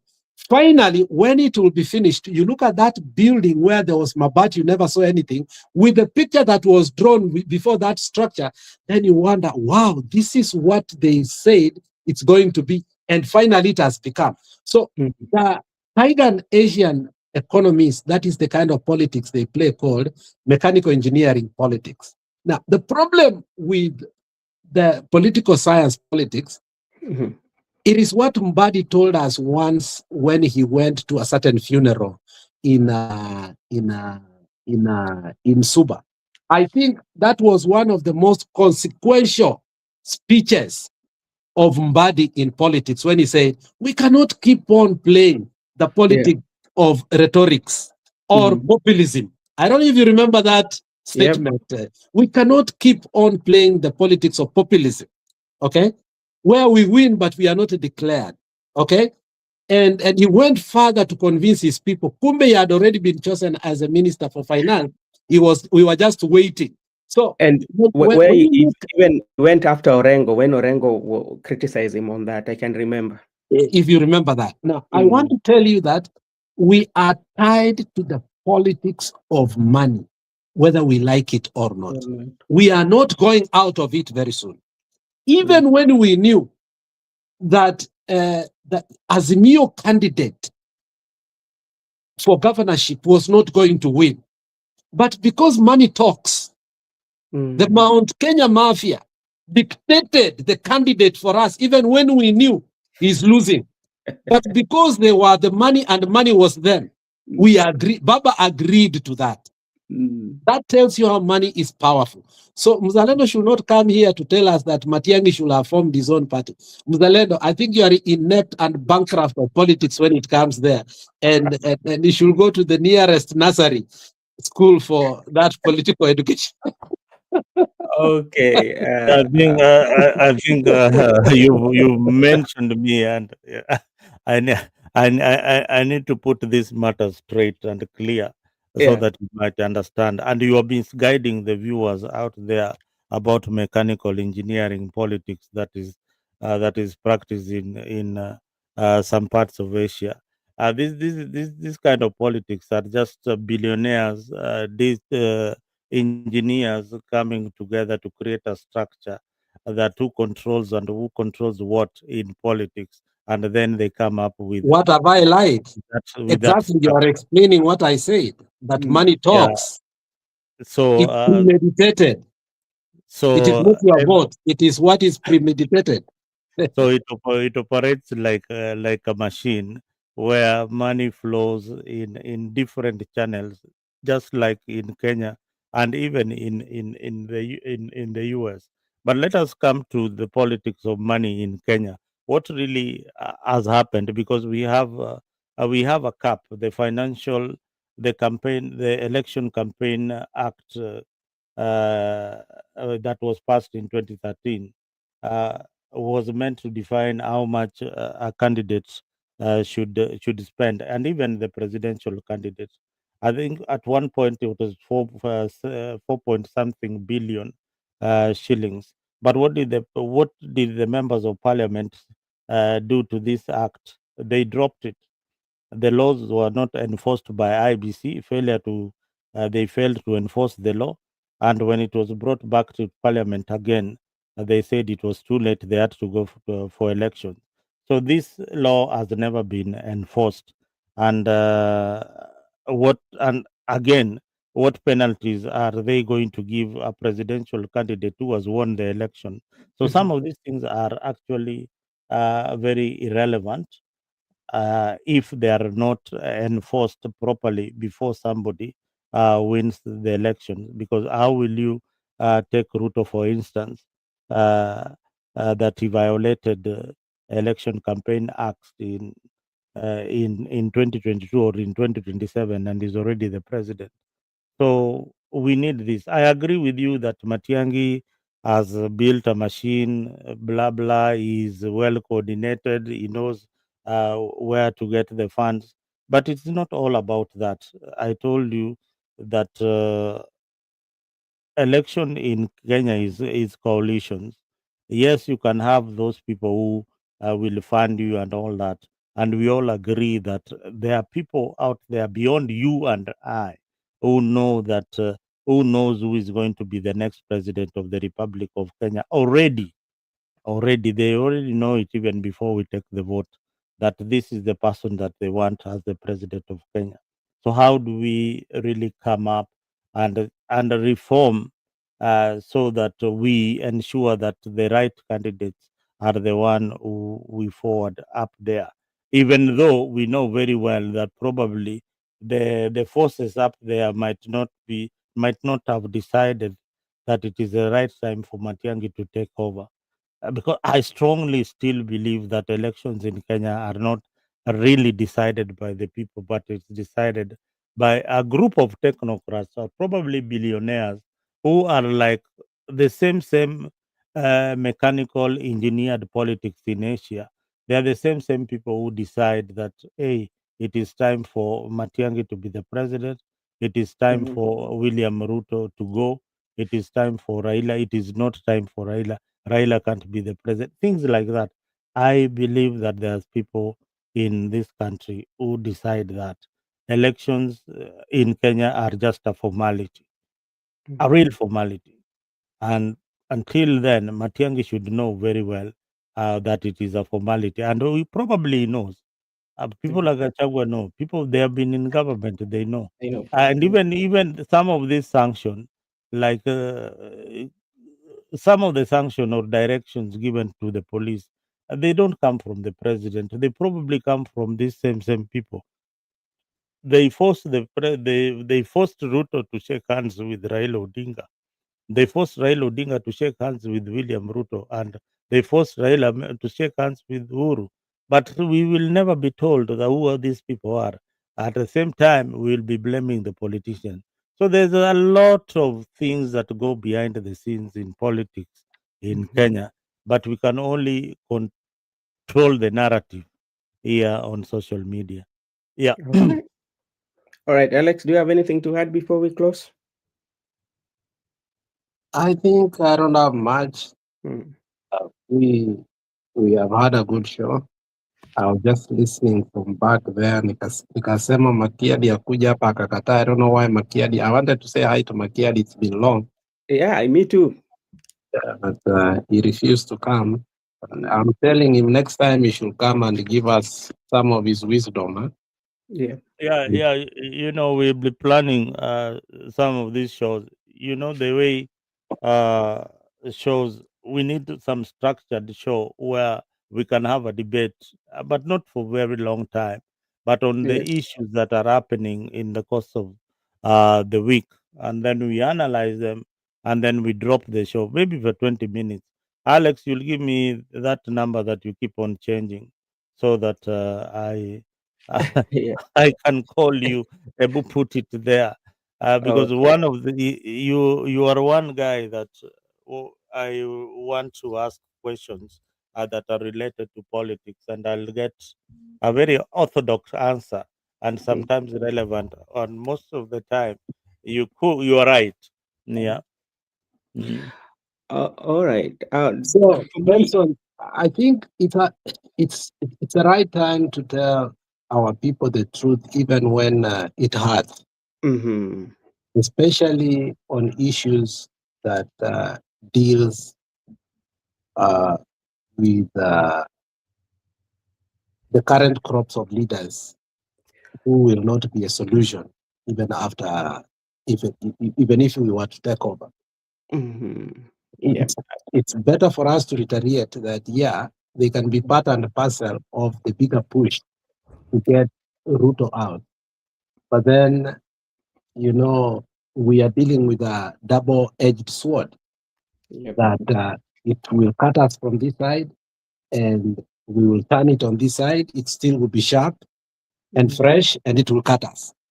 yep, yeah, And therefore prolonging the trauma and the suffrage of Kenyans. I've not seen truly an outsider or a person who can transform, overhaul, and bring something that obviously will benefit the people of Kenya. Even if today Ruto will die and Gachagua comes, Kindiki comes in, we still are stuck in the old politics. We need to allow people to know that even that which we call united opposition is a theatrical name. It has never been united. So I don't what part of you united is the opposition that I don't know. When we went to this by-election, you saw we could not even agree in Malava for a very long time. It was the last minute that DCP had to yield for what? DAP. That's not unity. even DNA, the Okay. one which is headed by Barack Muluka. Exactly. So I think it's a high time for us to call a spade as we come to these spaces. We may think that we are not making sense or progress, but I think eventually we will somehow through the grace of God. Okay. Defending the status quo, it's like, replicating abnormality with insanity. So we want to take the insanity and then replace it with abnormality. I don't think at any point, even if we were to win and take office, if we still have Gachagua as a stakeholder in the coalition, it will be a game changer. That's the truth. Okay? And it's a bitter truth. Catastrophic. So even if we were to go with it, let us go with it knowing that we just changed personalities. We have not voted for change of any nature. Okay? We must reiterate that. And once we do that, I think people will start having alternatives, and maybe we'll have substantial elected people who are independent, and that will help in the future. But otherwise, currently, the way we are, I think both uh, coalitions has no structural or visionary sense of direction that will get us from the current quandary that we have had. Moi said, Kanu will rule until uh, God comes. And Kingdom come. Mhm. true to it, Kibaki was in Kanu, Uhuru was in Kanu, Ruto was in Kanu. So I'm only fearing that another Kanu will take. I mean, look when Moi got out until today, who was not in Kanu? His prophecy, we must cut it short. Okay? And the only way to cut it short is to say, Kashagwa was in Kanu. All right. Anyway, I like that, Ben, brother Ben. My closing remarks is that the future of this country will not be shaped by very loud politicians like Gashagwa or the richest campaign by a political candidate. The way my brother Alex was saying. Uh, or the most powerful tribe in Kenya, be it the Kikuyu or the Luo, it will be shaped by a generation, just like his last statement, a generation of people who refuse to be bought and divided in tribal lines or be silenced or gagged. These people must be very straightforward. Uh, on what they want, and they must not accept handouts. Our politics must mature beyond handouts. Elections should not be about distributing money or distributing motorbikes, distributing equipment, things like that. They must be about policy, create a sustainable environment for jobs, security, and uplifting our people, and building strong institutions like the judiciary, ESC, uh, the security docket, that is the police, and the parliament. Those are the institutions that can safeguard the people of Kenya for us to have a good country. Now, again, we are in the right direction. We don't waste time here. Real power in Kenya is not in this political coalition. It is in the unity of the people of Kenya. And I hope that one day we will have a politician who is able to unite us beyond tribe, beyond Kikuyu, beyond Kisii, beyond Luo, beyond these big ethnic tribes, because I fear that the smaller tribes will be swallowed by these big ethnic blocks. When people speak tribes, then they kill the aspiration of these smaller tribes. So one day we are going to get there. But viewers at home, thank you for being with us today.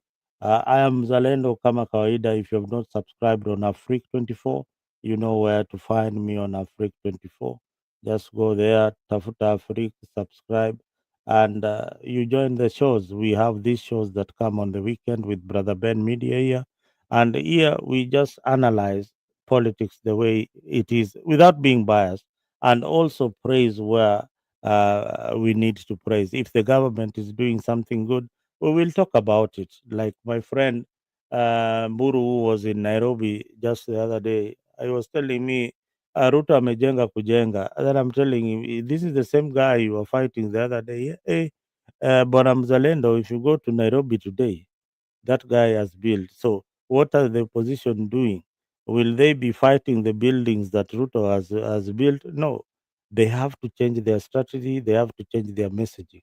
And they have to have people who are brilliant enough to know the right strategy to win election. Otherwise, thank you. And thank you, Brother Ben. Thank you, Gypsy Corner, and everybody else who was watching on the comment section. Those who are in X, Asanteni Sana. Karibu. Thank you for the likes. Thank you for keeping us company. And of course, Alex, my good friend, an enemy in politics. Asante sana for showing up. Okay, let me take this opportunity to thank you, Mzalendo, and also thank Alex for coming in. It has for Alex, it has been a long, we've had several debates in different platforms, and it was so great to have him here. And I would say also, Alex, again, thank you so much for sparing your time to have a conversation with us. And you made me, there's some points that you've raised that I was not thinking your way, and when I'm now synthesizing them, I think they make a lot of sense. To everybody who was in the comment section, including Martin Ochieng Ligawa, who just joined us right now, we thank you so much. And we are streaming this podcast into two channels, that is Afric 24 and Brother Benson Media. So you can subscribe so that when we are having such like conversation and having different guests, you can join the conversation. With those few remarks, I want to say thank you for Kenyan people, and I want to thank you also to our guest, Mzalendo and Alex, for your time. Thank you so much, and may God bless you. We see you next Saturday and Sunday. Thank you so much.